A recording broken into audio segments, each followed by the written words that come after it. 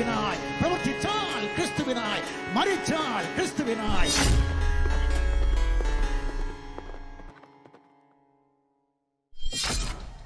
മരണത്തെ ജയിച്ചുയർത്തെഴുന്നേറ്റ് സ്വർഗത്തിൽ നിന്നും ജീവിക്കുന്ന കർത്താവായ യേശു ക്രിസ്തുവിന്റെ നിസ്തുലമായ നാമം മാത്രം എന്നും എന്നേക്കും വാഴ്ത്തപ്പെടുമാറാകട്ടെ. യേശു ക്രിസ്തുവിന്റെ അനശ്വരമായ നാമത്തിൽ ഞങ്ങളെ കേൾക്കുന്ന എല്ലാവർക്കും ട്രൂത്ത് ഫൈറ്റേഴ്സിന്റെ സ്നേഹ വന്ദനങ്ങൾ. നിഷ്കണ്ടകൻ മുഹമ്മദിന്റെ വിവരക്കേടിനെതിരെയുള്ള വീഡിയോ പരമ്പരയുടെ അടുത്ത ഭാഗങ്ങൾ പുറത്തു വരാൻ കുറച്ചു കാലതാമസം ഉണ്ടാകും. കാരണം അതിനിടയിൽ സോഷ്യൽ മീഡിയയിൽ വേറെ ചില സംഭവങ്ങളൊക്കെ ഉണ്ടായി. അപ്പോൾ അതുകൊണ്ട് അതുമായി ബന്ധപ്പെട്ട ചില വീഡിയോകൾ ചെയ്യേണ്ട ഒരു നിർബന്ധിതാവസ്ഥ വന്നിരിക്കുകയാണ് ഇപ്പോൾ. ഈ പ്രശ്നങ്ങളുടെ പശ്ചാത്തലത്തിൽ കുറെ ആളുകൾ ഞങ്ങളെ ഉപദേശിക്കാൻ വരുന്നുണ്ട്. ഇപ്പോൾ ഞങ്ങളുടെ, അതായത് ട്രൂത്ത് ഫൈറ്റേഴ്സിലുള്ളവരുടെ ഭാഷാശൈലി ശരിയല്ലെന്നും സൗമ്യതയോടുകൂടിയാണ് ക്രിസ്ത്യാനികൾ സംസാരിക്കേണ്ടതെന്നും TF-ലുള്ളവരുടെ ഭാഷ സൗമ്യതയുള്ളതല്ല എന്നുമൊക്കെയാണ് അവർ നേരിട്ടും അല്ലാതെയും ഞങ്ങൾക്ക് ക്ലാസ് എടുക്കുന്നത്. അപ്പോൾ ആ ക്ലാസ് എടുക്കാനിടയായ സാഹചര്യം വേറെയാണ്. അത് ദൈവം അനുവദിച്ചാൽ ഞാൻ ഇനി വരുന്ന വീഡിയോകളിൽ പറയാം. അപ്പം ഞങ്ങൾക്ക് സൗമ്യതയില്ലെന്നും പറഞ്ഞ് ഞങ്ങളെ ഉപദേശിക്കാൻ വരുന്നവർക്ക് ഞങ്ങൾ മറുപടി കൊടുക്കാതെ ഈ നിഷ്കന്ദൻ മുഹമ്മദിനുള്ള മറുപടിയുമായി മുന്നോട്ട് പോവുകയാണെങ്കിൽ ഈ കൂട്ടരുടെ ഉപദേശം കൂടിക്കൂടി വരും. അതറിയാം, കൂടിക്കൂടി വരുമെന്നുള്ളത് കൊണ്ട് അവർക്കൊരു മറുപടി കൊടുത്തതിന് ശേഷം മതി ഈ നിഷ്പീഡിതൻ മുഹമ്മദിനും മുഹമ്മദ് ഈസയ്ക്കുമുള്ള ബാക്കി മറുപടി വീഡിയോകൾ എന്ന് തീരുമാനിച്ചതിന്റെ അടിസ്ഥാനത്തിലാണ് ഇപ്പൊ ഈ വീഡിയോ ഇറക്കുന്നത്. ഇതൊറ്റ വീഡിയോ അല്ല, ഒരു 2-3 വീഡിയോയും കൂടി ദൈവം അനുവദിച്ചാൽ വരും. അപ്പൊ എന്താണ് സൗമ്യത എന്ന് പറയുന്നത്? TF-ലുള്ളവർക്ക് സൗമ്യത ഇല്ല എന്ന് പറയുന്ന ആൾക്കാരുണ്ടല്ലോ, അവരുടെ അഭിപ്രായത്തില് ആരെന്ത് പറഞ്ഞാലും ഒരിക്കലും കോപിക്കാതിരിക്കല്, എന്ത് കേട്ടാലും നിശബ്ദരായിരിക്കല്, അഗ്രസീവായി സംസാരിക്കാതിരിക്കല്, ഇതൊക്കെയാണ് സൗമ്യതയുടെ ലക്ഷണം. ആരെന്ത് പറഞ്ഞു കഴിഞ്ഞാലും മിണ്ടാതെ ഇതൊക്കെ കേട്ട് ഒട്ടും അഗ്രസീവ് ആകാതെ വളരെ നിശബ്ദമായി ഇങ്ങനെ ഇരിക്കണം. ബൈബിൾ പ്രകാരം അതിനെ സൗമ്യത എന്ന് പറയാൻ പറ്റും? ഇവർ ഈ പറയുന്ന നിർവചനം അനുസരിച്ച് അത് സൗമ്യതയാണോ? അല്ല എന്നാണ് ഉത്തരം. ബൈബിൾ അറിയാവുന്ന ഏതൊരുത്തരും പറയും അത് സൗമ്യതയല്ല. ഇതിനെ ശരിക്കും നാടൻ ഭാഷയിൽ പറയുന്നത് നട്ടെല്ലില്ലായ്മ എന്നാണ്. മനസ്സിലായോ? നട്ടെല്ലില്ലായ്മ. ബൈബിൾ പ്രകാരമുള്ള സൗമ്യത എന്താണെന്ന് നമുക്കൊന്ന് നോക്കാം. ബൈബിളില് പഴയ നിയമത്തിലും പുതിയ നിയമത്തിലും സൗമ്യതയുടെ ഉദാഹരണമായി 2 വ്യക്തികളെ ചൂണ്ടിക്കാണിക്കുന്നുണ്ട്. പഴയ നിയമത്തിൽ മോശയെയാണ് സൗമ്യതയ്ക്ക് മാതൃകയായി പറഞ്ഞിരിക്കുന്നത്. സംഖ്യാപുസ്തകം 12-ാം അധ്യായത്തിന്റെ 3-ാമത്തെ വാക്യം. മോശ എന്ന പുരുഷനോ ഭൂതലത്തിലുള്ള സകല മനുഷ്യരിലും വെച്ച് അതിസൗമ്യനായിരുന്നു എന്നാണ് അവിടെ പറഞ്ഞിരിക്കുന്നത്. പുതിയ നിയമത്തിലാണെങ്കിൽ കർത്താവായ യേശു ക്രിസ്തുവിനെയാണ് സൗമ്യതയുടെ മാതൃകയായി പറയുന്നത്. കർത്താവ് തന്നെ കാര്യം പറഞ്ഞിട്ടുണ്ട്. മത്തായി സുവിശേഷം 11:28 മുതൽ 30 വരെ. അധ്വാനിക്കുന്നവരും ഭാരം ചുമക്കുന്നവരുമായുള്ളവരെ എല്ലാവരും എന്റെ അടുക്കൽ വരുവിൻ, ഞാൻ നിങ്ങളെ ആശ്വസിപ്പിക്കും. ഞാൻ സൗമ്യതയും താഴ്മയും ഉള്ളവനാകയാൽ എന്റെ നുകം ഏറ്റുകൊണ്ട് എന്നോട് പഠിപ്പിൻ, എന്നാൽ നിങ്ങളുടെ ആത്മാക്കൾക്ക് ആശ്വാസം കണ്ടെത്തും. എന്റെ നുകം മൃദുവും എന്റെ ചുമട് ലഘുവും ആകുന്നു. തികച്ചും സൗമ്യതയുടെ ആൾരൂപങ്ങളായി ബൈബിൾ പരിചയപ്പെടുത്തുന്ന ഈ 2 പേരുടെയും ക്യാരക്ടർ സ്റ്റഡി നമ്മളൊന്ന് നടത്തി നോക്കി കഴിഞ്ഞാൽ മനസ്സിലാവും എന്താണ് സൗമ്യത എന്നുള്ള കാര്യം. ഇസ്രായേൽ മക്കളെ ഒരുവൻ ഉപദ്രവിക്കുന്നത് കണ്ടപ്പോൾ അയാളെ അടിച്ചു കൊന്നവനാണ് മോശെ. പുറപ്പാട് പുസ്തകം 2-ാം അധ്യായത്തിന്റെ 11-12 വാക്യങ്ങളാണ്. ആ കാലത്ത് മോശെ മുതിർന്ന ശേഷം അവൻ തന്റെ സഹോദരന്മാരുടെ അടുക്കൽ ചെന്ന് അവരുടെ ഭാരമുള്ള വേല നോക്കി തന്റെ സഹോദരന്മാരിൽ ഒരു എബ്രായനെ ഒരു മിസ്രയീമ്യൻ അടിക്കുന്നത് കണ്ടു. അവൻ അങ്ങോട്ടും ഇങ്ങോട്ടും നോക്കിയിട്ട് ആരും ഇല്ലെന്ന് കണ്ടപ്പോൾ മിസ്രയീമിനെ അടിച്ചുകൊന്ന് മണലിൽ മറവ് ചെയ്തു. ഭൂതലത്തിലുള്ള സകല മനുഷ്യരിലും വെച്ച് അതിസൗമ്യനായ മനുഷ്യരെന്ന് ബൈബിൾ സാക്ഷ്യപ്പെടുത്തിയിരിക്കുന്ന ഒരു വ്യക്തി ചെയ്ത കാര്യമാണ് ഈ പറഞ്ഞിരിക്കുന്നത്. ഒരു മനുഷ്യനെ അടിച്ചുകൊന്നു. ഇനി അത് കഴിഞ്ഞിട്ട് നമ്മൾ കാണുമ്പോൾ ഈ മോശയുടെ ജീവിതത്തിൽ നമ്മൾ കാണുന്ന വേറൊരു കാര്യമുണ്ട്. പുറപ്പാട് പുസ്തകത്തിലേക്ക് വരുമ്പോൾ 32-ാം അധ്യായത്തിന്റെ 19-ാമത്തെ വാക്യം. ഇസ്രായേൽ ജനം കാളക്കുട്ടിയെ ഉണ്ടാക്കി വിഗ്രഹാരാധന നടത്തുന്നത് കണ്ടപ്പോൾ ദൈവം തമ്പുരാൻ സ്വന്തം കയ്യാൽ എഴുതി തന്ന കൽപ്പലകളെ അത് നിലത്തടിച്ചുടച്ചയാളാണ് മോശെ. ആ കൽപ്പലകളെയെല്ലാം അടിച്ചുടച്ചു കളഞ്ഞു. പുറപ്പാട് പുസ്തകം 32:19. അവൻ പാളയത്തിന് സമീപിച്ചപ്പോൾ കാളക്കുട്ടിയെയും നൃത്തങ്ങളെയും കണ്ടു. അപ്പോൾ മോശയുടെ കോപം ജ്വലിച്ചു. അവൻ പലകകളെ കയ്യിൽ നിന്ന് എറിഞ്ഞ് പർവ്വതത്തിന്റെ അടിവാരത്ത് വെച്ച് പൊട്ടിച്ചു കളഞ്ഞു. എന്നിട്ടും മോശയുടെ അരിശം തീർന്നില്ല. മോശ എന്ത് ചെയ്തു? താഴേക്ക് ഇറങ്ങി വന്നതിന് ശേഷം യഹോവയുടെ പക്ഷത്തുള്ളവർ എന്റെ അടുക്കൽ വരുവിനെന്ന് പറഞ്ഞു. അങ്ങനെ ലേവി ഗോത്രമൊക്കെ മോശയോട് കൂടെ കൂടി. എന്നിട്ട് മോശ കൽപ്പിക്കുകയാണ്, നിങ്ങൾ ഓരോരുത്തൻ താന്താങ്ങളുടെ വാൽ അരക്കി കെട്ടിയിട്ട് സഹോദരന്മാർക്ക് നേരെ നിൽക്കണമെന്ന് പറഞ്ഞു. അങ്ങനെ അന്ന് മോശയുടെ കൽപ്പന പ്രകാരം ഏതാണ്ട് 3000-ഓളം പേരാണ് ഇസ്രായേലിൽ കൊല്ലപ്പെടുന്നത്. 3000-ഓളം പേര് കൊല്ലപ്പെട്ടു. എന്നിട്ടും മോശയുടെ അരിശം തീർന്നില്ല. മോശ എന്ത് ചെയ്തറിയാമോ? അവരുണ്ടാക്കിയ കാളക്കുട്ടിയെ കത്തിച്ച് പൊടിയാക്കി ആ പൊടി വെള്ളത്തിൽ കലക്കി ബാക്കിയുള്ള എല്ലാ ഇസ്രായേൽക്കാരെയും കൊണ്ട് കുടിപ്പിക്കുകയും ചെയ്തു. അങ്ങനെയുള്ളൊരു വ്യക്തിയാണ് മോശ. അത് നമ്മൾ പുറപ്പാട് പുസ്തകം 32:20 വായിക്കുന്നുണ്ട്. അവർ ഉണ്ടാക്കിയിരുന്ന കാളക്കുട്ടിയെ അവൻ എടുത്ത് തീയിലിട്ട് ചുട്ട് അരച്ച് പൊടിയാക്കി വെള്ളത്തിൽ വിതറി ഇസ്രായേൽ മക്കളെ കുടിപ്പിച്ചു. ഇവിടെ ഈ കാളക്കുട്ടിയെ തീയിലിട്ട് ചുട്ട് അരച്ച് പൊടിയാക്കി വെള്ളത്തിൽ വിതറി ഇസ്രായേൽ മക്കളെ കുടിപ്പിച്ചു എന്ന് പറഞ്ഞിരിക്കുന്നത് ബലമായിട്ട് അവരുടെ വായിലേക്ക് അത് ഒഴിച്ചു കൊടുത്ത് അവരെ കൊണ്ട് കുടിപ്പിച്ചു എന്ന അർത്ഥത്തിലല്ല. അതായത് ആ വിഗ്രഹം അത് നിങ്ങളുടെ ഉള്ളിൽ തന്നെ ഇരിക്കട്ടെ എന്ന് പറഞ്ഞ ആ വിഗ്രഹത്തിന്റെ അവശിഷ്ടങ്ങളൊക്കെ അത് കത്തിച്ച് പൊടിയാക്കി വെള്ളത്തിൽ കലക്കി അങ്ങനെ കുടിപ്പിച്ചു, ആ അർത്ഥത്തിലല്ല. കാരണം ഈ നിരീശ്വരവാദികളെല്ലാം ഇത്തരം വാദമായിട്ട് വരുന്ന ഞാൻ കണ്ടിട്ടുണ്ട്. മോശയ്ക്കെതിരെ ഒരു പാപം ചെയ്തു പോയി, ഒരു തെറ്റ് ചെയ്തു പോയി, ആ തെറ്റ് ചെയ്തതിന് അവരെയൊക്കെ ബലമായിട്ട് അവരുടെ വായിലേക്ക് അതൊക്കെ വെള്ളമായിട്ട് ഒഴിച്ചു കൊടുത്തു എന്നൊക്കെ പറയുന്നത് അത് വിവരക്കേട് കൊണ്ട് പറയുന്നതാണ്. ആവർത്തന പുസ്തകം വായിച്ചാൽ നമുക്കത് മനസ്സിലാവും ഇങ്ങനെയല്ല സംഭവം എന്നുള്ള കാര്യം. ആവർത്തന പുസ്തകം 9-ാം അധ്യായത്തിന്റെ 21-ാമത്തെ വാക്യം, നിങ്ങൾ ഉണ്ടാക്കിയ നിങ്ങളുടെ പാപമായ കാളക്കുട്ടിയെ ഞാൻ എടുത്ത് തീയിലിട്ട് ചുട്ട് നന്നായി അരച്ച് നേരിയ പൊടിയാക്കി പൊടി പർവ്വതത്തിൽ നിറങ്ങുന്ന തോട്ടിൽ ഇട്ട് കളഞ്ഞു. ആവർത്തനം 9:21. അപ്പൊ മോശ ചെയ്ത ഇതാണ്, ഇതിനെ തോട്ടിലിടുകയാണ് ചെയ്തത്. അരച്ച് പൊടിയാക്കിയിട്ട് ആ പൊടി വെള്ളത്തിൽ കലക്കി, തോട്ടിൽ കലക്കി. എന്നാൽ ഇസ്രായേൽ ജനത്തിന് കുടിക്കാൻ വേറെ വെള്ളമില്ല. അവര് മരുഭൂമിയിലൂടെ സഞ്ചരിക്കുകയാണ്. അപ്പൊ അവർ പാളയം ഇറങ്ങിയിരിക്കുന്നതിനടുത്താണ് ഈ തോട്. ഈ തോട്ടില് ഇതെല്ലാം കൊണ്ടിട്ടു. ഇട്ടതോടുകൂടി ഇവർ കുടിക്കാൻ വേറെ സ്രോതസ്സില്ല, ജലസ്രോതസ്സില്ല വേറെ. അപ്പൊ ഈ പൊടി കലക്കിയ വെള്ളം അവർ കുടിക്കേണ്ടി വന്നു. അതാണ് അവിടെ പറഞ്ഞിരിക്കുന്നത് ഇസ്രായേൽ ജനത്തെ കൊണ്ട് കുടിപ്പിച്ചു എന്ന്. അല്ലാതെ ഈ നിരീശ്വരവാദികളൊക്കെ പറയുന്ന പോലെ അവിടെ നിലത്ത് കെടുത്തി വായല് കമ്പിട്ടിട്ട് ഇങ്ങനെ അങ്ങ് വായ അങ്ങ് തുറന്ന് എന്നിട്ട് അങ്ങ് ഒഴിച്ചു കൊടുത്തു എന്നൊക്കെ ഉള്ളത് അവരുടെ വ്യാഖ്യാനമാണ്, വികല വ്യാഖ്യാനമാണ്. അങ്ങനെയല്ല, സംഭവിച്ചത് ഇതാണ്. അവർ ആ വെള്ളം കുടിക്കാൻ നിർബന്ധിതരായി. അപ്പൊ ഇങ്ങനെയൊക്കെയുള്ള ഒരു മനുഷ്യനെ കുറിച്ചാണ് ദൈവത്തിന്റെ വചനത്തിൽ പറയുന്നത്. ദൈവവചനം സാക്ഷ്യം പറയുകയാണ്, മോശ എന്ന പുരുഷനോ ഭൂതലത്തിലുള്ള സകല മനുഷ്യരിലും വെച്ച് അതിസൗമ്യനായിരുന്നു എന്ന്. ഞങ്ങൾക്ക് സൗമ്യതയില്ല എന്നും പറഞ്ഞ് ഞങ്ങളെ ഉപദേശിക്കാൻ വരുന്നവരുടെ മാനദണ്ഡ പ്രകാരം ഈ മോശ എങ്ങനെയാണ് സൗമ്യനായ മനുഷ്യനാകുന്നത്? ഞങ്ങളുടെ കണ്ണിൽ മോശ സൗമ്യനായ മനുഷ്യനാണ്, ഞങ്ങളുടെ കണ്ണിൽ. കാരണം ബൈബിൾ എന്താണ് സൗമ്യത എന്നതുകൊണ്ട് അർത്ഥമാക്കുന്നതെന്ന് ഞങ്ങൾക്കറിയാം. അതറിയാവുന്നത് കൊണ്ട് ആ ബൈബിളിന്റെ അടിസ്ഥാനത്തിൽ മോശ സൗമ്യനാണ്, ഞങ്ങൾക്ക് പ്രശ്നമില്ലാതെ. പക്ഷെ ഞങ്ങളെ വിമർശിക്കാൻ വരുന്ന ആളുകൾ ഉണ്ടല്ലോ, ഞങ്ങൾക്ക് സൗമ്യത ഇല്ലാന്നും പറഞ്ഞ് ഞങ്ങളെ വിമർശിക്കാൻ വരുന്ന ആൾക്കാർ, അവരുടെ മാനദണ്ഡ പ്രകാരം മോശ എങ്ങനെയാണ് സൗമ്യനായ മനുഷ്യനാകുന്നത്? അവരുടെ മാനദണ്ഡം വേറെയാണല്ലോ, ക്രൈറ്റീരിയ വേറെയാണ്. അപ്പൊ അതനുസരിച്ചിട്ട് എങ്ങനെ മോശ സൗമ്യനായ മനുഷ്യനാവും? നിങ്ങളൊന്ന് പറഞ്ഞാൽ നന്നായിരുന്നു കേട്ടോ. ഇനി പുതിയ നിയമത്തിൽ കർത്താവായ യേശുക്രിസ്തുവിന്റെ കാര്യമെടുത്താൽ, ദൈവാലയത്തിനുള്ളിൽ നടക്കുന്ന അക്രമങ്ങളും അഴിമതിയും കണ്ടപ്പോൾ ചാട്ടവാറെടുത്ത് ചുഴറ്റിയ ആളാണ് യേശുക്രിസ്തു. ചാട്ടവാറെടുത്ത് മനുഷ്യരൊന്നും അടിച്ചിട്ടില്ല. അതും ഈ നിരീശ്വരവാദികൾ പറഞ്ഞുകൊണ്ട് നടക്കുന്ന ഒരു കാര്യമാണ്. അടിച്ചതൊന്നും അവിടെ രേഖപ്പെടുത്തിയിട്ടില്ല. അവിടെ അതിനകത്ത് ധാരാളം കന്നുകാലികളുണ്ട്. അപ്പൊ കന്നുകാലികളെ അവിടെ നിന്ന് ഓടിപ്പിക്കാൻ വേണ്ടിയാണ് ചാട്ടയെടുത്ത് ചുഴറ്റിയത്, അല്ലാതെ മനുഷ്യരടിക്കാനല്ല. നമ്മൾ ആ ഭാഗം ഒന്ന് വായിക്കാം. ദൈവാലയത്തിൽ കാള, ആട്, പ്രാവ് എന്നിവയെ വിൽക്കുന്നവരെയും അവിടെ ഇരിക്കുന്ന പൊൻവാണിഭക്കാരെയും കണ്ടിട്ട് കയറുകൊണ്ട് ഒരു ചമ്മട്ടി ഉണ്ടാക്കി ആടുമാടുകളോടുകൂടെ എല്ലാവരെയും ദൈവാലയത്തിൽ നിന്ന് പുറത്താക്കി. പൊൻവാണിഭക്കാരുടെ നാണ്യം തൂക്കിക്കളഞ്ഞ് മേശകളെ മറിച്ചിട്ടു. പ്രാവുകളെ വിൽക്കുന്നവരോട്, ഇത് ഇവിടെ നിന്ന് കൊണ്ടുപോകുവിൻ, എന്റെ പിതാവിന്റെ ആലയത്തെ വാണിഭശാല ആക്കരുത് എന്ന് പറഞ്ഞു. യോഹന്നാൻ 2-ാം അധ്യായം 14-15 വാക്യങ്ങൾ. TF സൗമ്യതയില്ല എന്ന് പറഞ്ഞ് ഞങ്ങളെ വിമർശിക്കാൻ വരുന്നവരോട് ചോദിക്കട്ടെ, യേശുക്രിസ്തുവിന്റെ ഈ പ്രവൃത്തി നിങ്ങളുടെ മാനദണ്ഡ പ്രകാരം എങ്ങനെയാണ് സൗമ്യതയുള്ളതാകുന്നത്? ഞങ്ങൾക്ക് പ്രശ്നമില്ല. ഞങ്ങളുടെ മാനദണ്ഡ പ്രകാരം യേശുക്രിസ്തു സൗമ്യനാണ്, സൗമ്യതയുടെ ആൾ രൂപമാണ്. അതുകൊണ്ട് ഞങ്ങൾക്ക് പ്രശ്നമില്ല. പക്ഷെ ഞങ്ങളെ വിമർശിക്കാൻ വരുന്നവർക്ക് ഇതെങ്ങനെയാണ് സൗമ്യതയുള്ള പ്രവൃത്തി എന്ന് പറയാൻ പറ്റുന്നത്? ഇനി യേശുക്രിസ്തു ഒരിക്കൽ ഹെരോദ രാജാവിനെ കുറുക്കൻ എന്ന് വിളിച്ചിട്ടുണ്ട്. കുറുക്കൻ, ലൂക്കോസ് 13-ാം അധ്യായം 29 മുതൽ 31 വരെയുള്ള വാക്യങ്ങൾ.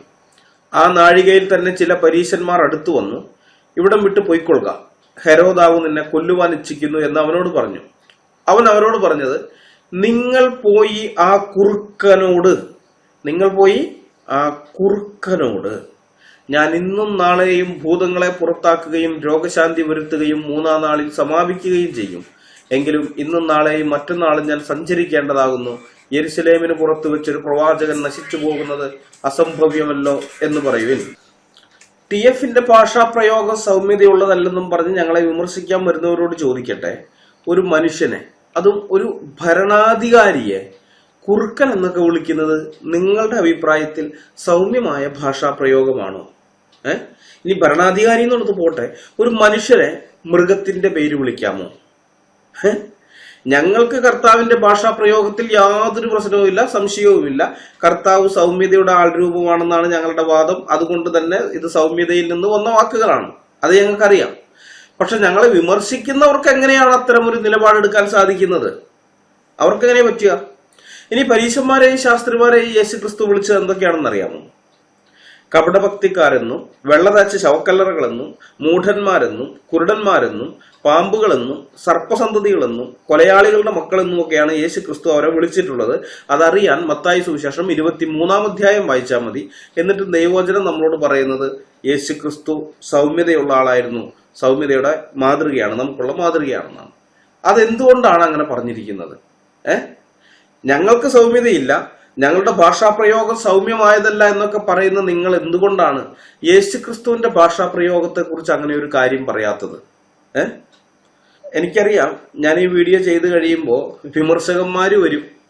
എന്നിട്ട് അതേ TF പറയുന്നത് കേട്ടോ, യേശു ക്രിസ്തുവിനേക്കാളും സൗമ്യതയുള്ളവരാണ് TFന്റെ ആളുകൾ എന്നൊക്കെ പറഞ്ഞാൽ വീഡിയോ ഇറക്കിയിരിക്കുന്നതെന്നും പറഞ്ഞു വരും. എനിക്കറിയാം, പ്രത്യേകിച്ച് കത്തോലിക്കര് അതും പറഞ്ഞുകൊണ്ട് വരും.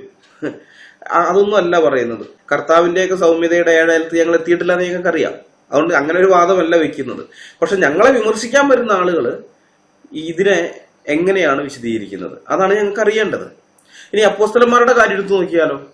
ഞങ്ങളെ ഉപദേശിക്കാൻ വരുന്നവർ സ്ഥിരം പറയുന്നൊരു വാക്യമാണ് കൊലോസ്യർ 4:6. ഓരോരുത്തരോട് നിങ്ങൾ എങ്ങനെ ഉത്തരം പറയണമെന്ന് അറിയേണ്ടതിന് നിങ്ങളുടെ വാക്ക് എപ്പോഴും കൃപയോട് കൂടിയതും ഉപ്പിനാൽ രുചി വരുത്തിയതുമായിരിക്കട്ടെ. അപ്പൊ ഞങ്ങൾക്കെതിരെയുള്ളൊരു വിമർശനമാണ് ഞങ്ങളുടെ വാക്ക് കൃപയോട് കൂടിയതോ ഉപ്പിനാൽ രുചി വരുത്തിയതോ അല്ല എന്നുള്ളത്. അങ്ങനെയൊക്കെ പറഞ്ഞ് ഞങ്ങളെ വിമർശിക്കുന്നവർക്ക് ഈ ലേഖനം എഴുതിയ പൗലോസ് അപ്പോസ്തലൻ 1-ാം മിഷണറി യാത്രയിൽ ഒരാളോട് സംസാരിക്കുന്നത് എങ്ങനെയാണെന്നുള്ളത് ഞാൻ വായിച്ചു കേൾപ്പിച്ചു തരാം. ഒരുപക്ഷെ നിങ്ങൾ ആ ഭാഗമൊന്നും വായിച്ചിട്ടുണ്ടാവില്ലെന്ന് എനിക്കറിയാം. അതുകൊണ്ടാണ് ഞാൻ വായിച്ചു കേൾപ്പിച്ചു തരുന്നത്. അപ്പോസ്തല പ്രവൃത്തി 13-ാം അധ്യായത്തിന്റെ 9 മുതൽ 11 വരെയുള്ള വാക്യങ്ങൾ. അപ്പോൾ പൗലോസ് എന്നും പേരുള്ള ശൗൽ പരിശുദ്ധാത്മപൂർണനായി അവൻ ഉറ്റുനോക്കി, ഹേ സകല കപടവും സകല ധൂർത്തും നിറഞ്ഞവനെ, പിശാചിന്റെ മകനെ, സർവനീതിയുടെയും ശത്രുവേ, കർത്താവിന്റെ നേർവഴികളെ മറിച്ചു കളയുന്നത് നീ മതിയാക്കുകയില്ലയോ? ഇപ്പോൾ കർത്താവിന്റെ കൈ നിന്റെ മേൽ വീഴും, നീ ഒരു സമയത്തേക്ക് സൂര്യനെ കാണാതെ കുരുടനായിരിക്കും എന്ന് പറഞ്ഞു. ഉടനെ ഒരു തിമിരവും ഇരുട്ടും അവന്റെ മേൽ വീണു. കൈ പിടിച്ച് നടത്തുന്നവരെ തിരഞ്ഞുകൊണ്ട് അവൻ തപ്പി നടന്നു. നിങ്ങളുടെ വാക്ക് കൃപയോട് കൂടിയതും ഉപ്പിനാൽ രുചി വരുത്തിയതുമായിരിക്കട്ടെ എന്ന് എഴുതിയ അതേ പൗലോസ് അപ്പോസ്തലനാണ് ഇവിടെ ഇങ്ങനെ ഒരു ഭാഷ ഉപയോഗിച്ചത്. അപ്പൊ ഞങ്ങൾ ഉപയോഗിക്കുന്ന ഭാഷയിൽ സൗമ്യതയില്ല എന്ന് പറയുന്നവരോട് ചോദിക്കട്ടെ, ഒരു മനുഷ്യനെ പിശാചിന്റെ മകനെ എന്നൊക്കെ വിളിക്കുന്നത് സൗമ്യതയാണോ? ആണോ? ഞങ്ങളെ സംബന്ധിച്ച് പ്രശ്നമില്ല. അത് ആവർത്തിച്ച് പറയുന്നത് എന്താണെന്ന് വെച്ച് കഴിഞ്ഞാൽ ബൈബിള് പറയുന്ന സൗമ്യത എന്താണെന്ന് ഞങ്ങൾക്കറിയാം. അതുകൊണ്ടാണ് പറയുന്നത് ഇവർ ഈ പറഞ്ഞത് സൗമ്യതയിൽ നിന്നാണെന്ന് ഞങ്ങൾക്കറിയാം. പക്ഷെ ഞങ്ങളെ വിമർശിക്കാൻ വരുന്നവർക്ക് അങ്ങനെ ഒരു നിലപാടെടുക്കാൻ പറ്റുമോ? ഇനി നമുക്ക് എബ്രായ ലേഖനകാരന്റെ ഭാഷാപ്രയോഗം നോക്കാം. എബ്രായർ 12:7-8 വാക്യം. നിങ്ങൾ ബാലശിക്ഷ സഹിച്ചാൽ ദൈവം മക്കളോടെന്ന പോലെ നിങ്ങളോട് പെരുമാറുന്നു. അപ്പൻ ശിക്ഷിക്കാത്ത മകൻ എവിടെയുള്ളൂ? എല്ലാവരും പ്രാപിക്കുന്ന ബാലശിക്ഷ കൂടാതിരിക്കുന്നുവെങ്കിൽ നിങ്ങൾ മക്കളല്ല കൗലടേയന്മാരത്രേ. വിശ്വാസികളോടാണ്, എബ്രായ വിശ്വാസികളോടാണ് എബ്രായ ലേഖനകാരൻ പറയുന്നത്, നിങ്ങൾക്ക് ബാലശിക്ഷ കിട്ടുന്നില്ലെങ്കിൽ നിങ്ങൾ മക്കളല്ല കൗലടേയന്മാരാണെന്ന്. ഈ കൗലടയൻ എന്ന വാക്കിന്റെ അർത്ഥം അറിയാമോ? കുലടയുടെ മകൻ എന്നാണ് ആ വാക്കിന്റെ അർത്ഥം. കുലടയുടെ മകൻ. അപ്പൊ ഈ കുലട എന്നുള്ള വാക്കിന്റെ അർത്ഥം എന്താണ്? കുലട എന്നുള്ള വാക്കിന്റെ അർത്ഥം ഇത്തിരി കടുത്ത അർത്ഥമാണത്. ജാരന്മാരെ തേടി സ്വന്തം വീട് വിട്ട് അന്യകുലങ്ങളിൽ പോകുന്നവൾ, വ്യഭിചാരിണി, ദുർനർത്തക്കാരി എന്നൊക്കെയാണ് കുലട എന്ന വാക്കിന്റെ അർത്ഥം. ജാരന്മാരെ തേടി സ്വന്തം വീട് വിട്ട് അന്യകുലങ്ങളിൽ പോകുന്നവൾ. ആലോചിച്ച് നോക്കണം. വ്യഭിചാരത്തിന് വേണ്ടിയിട്ട് അവളുടെ അടുക്കിലേക്ക് വരുന്നതല്ല, അങ്ങനത്തെ കേസല്ല പറഞ്ഞത്. അവൾ അങ്ങോട്ടേക്ക് പോവുകയാണ്, ജാരന്മാരെ തേടി അങ്ങോട്ട് പോകുന്നു. അങ്ങനെയുള്ള ഒരാളെയാണ് കുലട എന്ന് പറയുന്നത്. അപ്പൊ കുലടയുടെ മക്കളാണെന്നാണ് എബ്രായ ലേഖനകാരൻ പറഞ്ഞത്. നിങ്ങൾക്ക് ബാലശിക്ഷ കിട്ടുന്നില്ലെങ്കിൽ, നിങ്ങളെ ദൈവം നിങ്ങളുടെ തെറ്റിന് ശിക്ഷിക്കുന്നില്ലെങ്കിൽ, നിങ്ങളെ വെറുതെ അങ്ങോട്ട് വിടുകയാണെങ്കിൽ അതിന്റെ അർത്ഥം നിങ്ങൾ ആ ദൈവത്തിന്റെ മക്കളല്ല, നിങ്ങൾ കൗലുടായന്മാരാണ്. അതായത് ഇപ്പൊ നമുക്കറിയാം, മക്കളുള്ളവർ, ഇപ്പൊ എന്നെ കേൾക്കുന്നവരില് മക്കളുള്ള ആൾക്കാരുണ്ടല്ലോ. നിങ്ങളുടെ മക്കൾ എന്തെങ്കിലും തെറ്റ് ചെയ്തു കഴിഞ്ഞാൽ നിങ്ങൾ ശിക്ഷിക്കാതിരിക്കുവോ?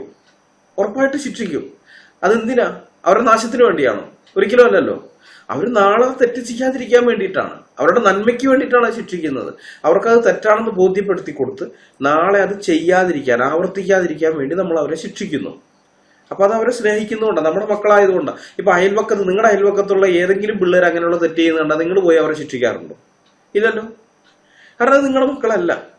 അതുപോലെ നിങ്ങളുടെ മക്കൾ തെറ്റ് ചെയ്ത് കഴിഞ്ഞാൽ അയൽവക്കത്ത് ആരും ഒന്നും ശിക്ഷിക്കുകയില്ല, നിങ്ങളെ ശിക്ഷിക്കുകയുള്ളൂ. അപ്പൊ ദൈവവും തന്റെ മക്കളെ ശിക്ഷിക്കും. അങ്ങനെ ആ ശിക്ഷ കിട്ടുന്ന സമയത്ത് നിങ്ങൾ വിഷമിക്കുകയോ വേദനിക്കുകയോ അല്ലെങ്കിൽ ദൈവത്തെ വിട്ട് പിന്മാറുകയോ ചെയ്യാൻ പാടില്ല. ദൈവം നിങ്ങളെ സ്നേഹിക്കുന്നതുകൊണ്ടാണ് ശിക്ഷിക്കുന്നത്, അതാ പറയുന്നത്. ഇനി അങ്ങനെ ശിക്ഷിക്കുന്നില്ലെങ്കിൽ അതിന്റെ അർത്ഥം അത് നിങ്ങളുടെ പിതാവെന്ന് വിളിക്കുന്ന ആളല്ലേ, അയാളിൽ നിന്ന് ജനിച്ചതല്ല. നിങ്ങളുടെ പിതാവാണെങ്കിൽ ഉറപ്പായി നിങ്ങളെ ശിക്ഷിക്കും. അതാണ് അവിടെ പറയുന്നത്. കൗലുടായന്മാര് എന്ന് പറഞ്ഞതിന്റെ കാര്യം, നിങ്ങൾ ബാലശിക്ഷ നിങ്ങൾക്ക് കിട്ടുന്നില്ലെങ്കിൽ നിങ്ങൾ മക്കളല്ല, നിങ്ങൾ കൗലുടായന്മാരാണ്. എന്ന് വെച്ച് കഴിഞ്ഞാൽ ജാരന്മാരെ തേടി അന്യ കുലങ്ങളിൽ പോകുന്നവരുടെ മക്കളാണ് നിങ്ങൾ. അതാണ് പറയുന്നത്. അതല്ലെങ്കിൽ നിങ്ങളുടെ അമ്മ വ്യഭിചാരിയാണ്, അല്ലെങ്കിൽ നിങ്ങളുടെ അമ്മ ദുർനടത്തക്കാരിയാണെന്നൊക്കെയാണ് ഈ പറയുന്നത്. അപ്പോൾ ഇത്രയും രൂക്ഷമായ പദപ്രയോഗങ്ങൾ ഞങ്ങൾ ഇതുവരെ ഉപയോഗിച്ചിട്ടില്ല, ഒരാൾക്ക് നേരെ ഞങ്ങൾ ഉപയോഗിച്ചിട്ടില്ല. ഉപയോഗിക്കേണ്ടതായ ഒരു സന്ദർഭം വന്നാൽ ഞങ്ങൾ ഉപയോഗിക്കും. അതുപോലെയുള്ള കഠിനമായ ഒരു സാഹചര്യം വരികയാണെങ്കിൽ പറയാതിരിക്കാൻ നിർവാഹമില്ല, പറയുക തന്നെ ചെയ്യും. കാരണം ബൈബിളിൽ അത് ഉപയോഗിച്ചിട്ടുണ്ട്, അങ്ങനെയുള്ള സാഹചര്യത്തിൽ അത് അവർ ഉപയോഗിച്ചിട്ടുണ്ട്. അപ്പൊ ഞങ്ങൾ അത്രയും കഠിനമായ ഭാഷ ഉപയോഗിക്കാതെ പോലും ഇവർ പറയുന്നത് ഞങ്ങളുടെ ഭാഷയിൽ സൗമ്യതയില്ല എന്നാണല്ലോ. അപ്പൊ അങ്ങനെയുള്ള ആൾക്കാരോട് ചോദിക്കട്ടെ, ഇതൊക്കെ എങ്ങനെയാണ് നിങ്ങളുടെ കണ്ണിൽ സൗമ്യതയുള്ള ഭാഷയാകുന്നത്? എബ്രായ ലേഖനകാരൻ ഉപയോഗിച്ചിരിക്കുന്ന ഈ പദപ്രയോഗം നിങ്ങളുടെ കണ്ണിൽ എങ്ങനെയാണ് സൗമ്യതയുള്ള ഭാഷയാകുന്നത്? ഞങ്ങളുടെ കണ്ണിൽ ഇതൊക്കെ സൗമ്യതയിൽ നിന്ന് വന്നിരിക്കുന്നതാണ്, ഞങ്ങൾക്ക് ഒരു സംശയം അതിനകത്തില്ല. പക്ഷെ നിങ്ങളുടെ കാഴ്ചപ്പാടിൽ എങ്ങനെയാണ് ഇത് സൗമ്യതയുടെ ഭാഷയാകുന്നതും ഇതിനേക്കാൾ വളരെ കട്ടി കുറച്ച് പറയുന്ന ഞങ്ങളുടെ ഭാഷ അത് സൗമ്യതയില്ലാത്ത ഭാഷയാകുന്നതും ഒന്ന് വിശദീകരിച്ചാൽ കൊള്ളാം. അറിയാനുള്ള ആഗ്രഹം കൊണ്ട് ചോദിക്കുകയാണ്. ഇനി യാക്കോബിന്റെ ഭാഷ നമുക്ക് നോക്കാം. യാക്കോബ് 4:4, വ്യഭിചാരിണികളായുള്ളവരെ, ലോകസ്നേഹം ദൈവത്തോട് ശത്രുത്വമാകുന്നു എന്ന് നിങ്ങൾ അറിയുന്നില്ലയോ? ആകയാൽ ലോകത്തിന്റെ സ്നേഹിതനാകുവാൻ ഇച്ഛിക്കുന്നവനെല്ലാം ദൈവത്തിന്റെ ശത്രുവായി തീരുന്നു. യാക്കോബ് വിശ്വാസികളെ വിളിക്കുകയാണ് വ്യഭിചാരിണികളായുള്ളവരെ എന്ന്. നിങ്ങൾ ഇതൊന്ന് സങ്കല്പിച്ചു നോക്കണം. ഏതെങ്കിലും ഒരു പാസ്റ്റർ പ്രസംഗപീഠത്തിൽ കയറി നിന്നുകൊണ്ട് വിശ്വാസികളെ നോക്കി, ലോകപ്രകാരം പോകുന്ന, ലോകസ്നേഹത്തിൽ പോകുന്ന വിശ്വാസികളെ നോക്കിയിട്ട് വ്യഭിചാരിണികളായുള്ളവരെ എന്ന് സംബോധന ചെയ്താൽ എങ്ങനെ ഇരിക്കും? നിങ്ങളൊന്ന് സങ്കല്പിച്ചു നോക്കുക അതെങ്ങനെ ഇരിക്കുമെന്നുള്ളത്. എന്തായിരിക്കും ആ പാസ്റ്റർ നേരിടേണ്ടി വരുന്ന ബുദ്ധിമുട്ടുകൾ? അപ്പൊ അത് കേട്ട് കഴിഞ്ഞാൽ തന്നെ ഈ പാസ്റ്റർക്കെതിരെ പിന്നെ പരാതിയായിരിക്കും. സൗമ്യതയില്ലാത്തയാള്, സൗമ്യമായിട്ട് എങ്ങനെ സംസാരിക്കണമെന്നറിയാത്തയാള്, ഇതേ കണ്ടില്ലേ വിശ്വാസികളെ ഇങ്ങനെയൊക്കെയാണ് വിളിക്കുന്നതെന്നും പറഞ്ഞു വരും. പക്ഷെ യാക്കോബ് വിളിച്ചിരിക്കുന്ന കാര്യം ഒരു കുഴപ്പമില്ല, ഒരു പ്രശ്നവുമില്ല. അത് സൗമ്യതയുള്ള ഭാഷയാണ്. അതേ ഭാഷ നമ്മൾ ആരെങ്കിലും പറഞ്ഞാൽ അത് സൗമ്യതയില്ലാത്തതുമാണ്. ഇതിനെയാണ് ഇരട്ടത്താപ്പ് എന്ന് പറയുന്നത്. മനസ്സിലായോ? ഡബിൾ സ്റ്റാൻഡേർഡ് എന്ന് പറയുന്ന സംഗതി ഇതാണ്. പറയാനാണെങ്കിൽ ഇങ്ങനെ കുറെ ഉദാഹരണങ്ങളുണ്ട്. വിസ്തരഭയത്താൽ ഞാൻ എല്ലാം പറയുന്നില്ല, ഇത്രയും മതിയാകുമെന്ന് കരുതുന്നു. നിങ്ങൾക്ക് കാര്യം പിടികിട്ടി കാണും. അപ്പൊ ഈ ആളുകളെല്ലാം, അതായത് മോശയായാലും കർത്താവായാലും, അതിന് സ്നാപക യോഹന്നാനുണ്ട്, അത് വേറെ. സ്നാപക യോഹന്നാന്റെ ഭാഷ ഇതിനേക്കാളൊക്കെ കട്ടികൂടിയതാണ്. അദ്ദേഹം ആയാലും പൗലോസ് അപ്പോസ്തലനായാലും യാക്കോബായാലും എബ്രായ ലേഖനകാരനായാലും ശരി, ആരും ആകട്ടെ, ഇവരെല്ലാം സൗമ്യതയുള്ള ആൾക്കാരാണ്. അങ്ങനെയാണ് ബൈബിള് നമ്മളോട് പറഞ്ഞു തരുന്നത്. പക്ഷെ അവരുടെ ഭാഷ ഞങ്ങളെ വിമർശിക്കാൻ വരുന്നവർ ധരിച്ചു വെച്ചിരിക്കുന്നത് പോലെ സൗമ്യതയുടെ ഭാഷയല്ല. ബൈബിളിന്റെ അടിസ്ഥാനത്തിലുള്ള സൗമ്യതയിൽ നിന്നാണ് അവർ സംസാരിക്കുന്നത്, അത് സൗമ്യതയുടെ ഭാഷയാണ് ബൈബിളിന്റെ അടിസ്ഥാനത്തിൽ. പക്ഷെ ഈ വിമർശകർ, ഞങ്ങളെ വിമർശിക്കുന്ന ആൾക്കാരുണ്ടല്ലോ, അവര് പറയുന്നത് വെച്ച് നോക്കുമ്പോൾ ഇത് സൗമ്യതയുടെ ഭാഷയല്ല. ഞങ്ങളുടെ ഭാഷയിൽ സൗമ്യത ഇല്ല എന്ന് പറയുന്നവർ തീർച്ചയായും ഞങ്ങളെക്കാൾ രൂക്ഷമായ ഭാഷയിൽ സംസാരിച്ച ഇവർക്ക് സൗമ്യത ഇല്ല എന്ന് പറയുമോ? പറയില്ല, അത് ഒരിക്കലും ഇവർ പറയില്ല. അപ്പൊ യഥാർത്ഥത്തിൽ എന്താണ് പ്രശ്നം? ഇങ്ങനെ ഒരു ഇരട്ടത്താപ്പ് നിലപാട് അവർക്ക് എടുക്കേണ്ടി വന്നതിന്റെ കാരണം എന്താണെന്ന് അറിയാമോ? അത് വളരെ സിമ്പിളാണ്. ബൈബിൾ പറയുന്ന സൗമ്യത എന്താണെന്ന് മനസ്സിലാക്കാൻ ഇക്കൂട്ടർക്ക് കഴിയുന്നില്ല. ബൈബിൾ പറയുന്ന സൗമ്യതയുണ്ടല്ലോ, അതെന്താണെന്ന് മനസ്സിലാക്കാനേ ഇവർക്ക് സാധിക്കുന്നില്ല. അത് മാത്രമാണ് പ്രശ്നം, അതല്ലാതെ വേറൊരു പ്രശ്നവും ഇല്ല. അതാണ് ഇവിടെ ഈ കുഴപ്പമുണ്ടാക്കുന്നത്. ബൈബിൾ പരിശോധിക്കുമ്പോൾ നമുക്ക് കാണാൻ കഴിയുന്നത്, മോശയായാലും കർത്താവായാലും പൗലോസ് ആയാലും എബ്രായ ലേഖനകാരനായാലും യാക്കോബായാലും പ്രകോപിതരായി രൂക്ഷമായ ഭാഷ അവർ ഉപയോഗിച്ചിട്ടുള്ളത് അവരുടെ സ്വന്തം കാര്യങ്ങളോടുള്ള ബന്ധത്തിലല്ല.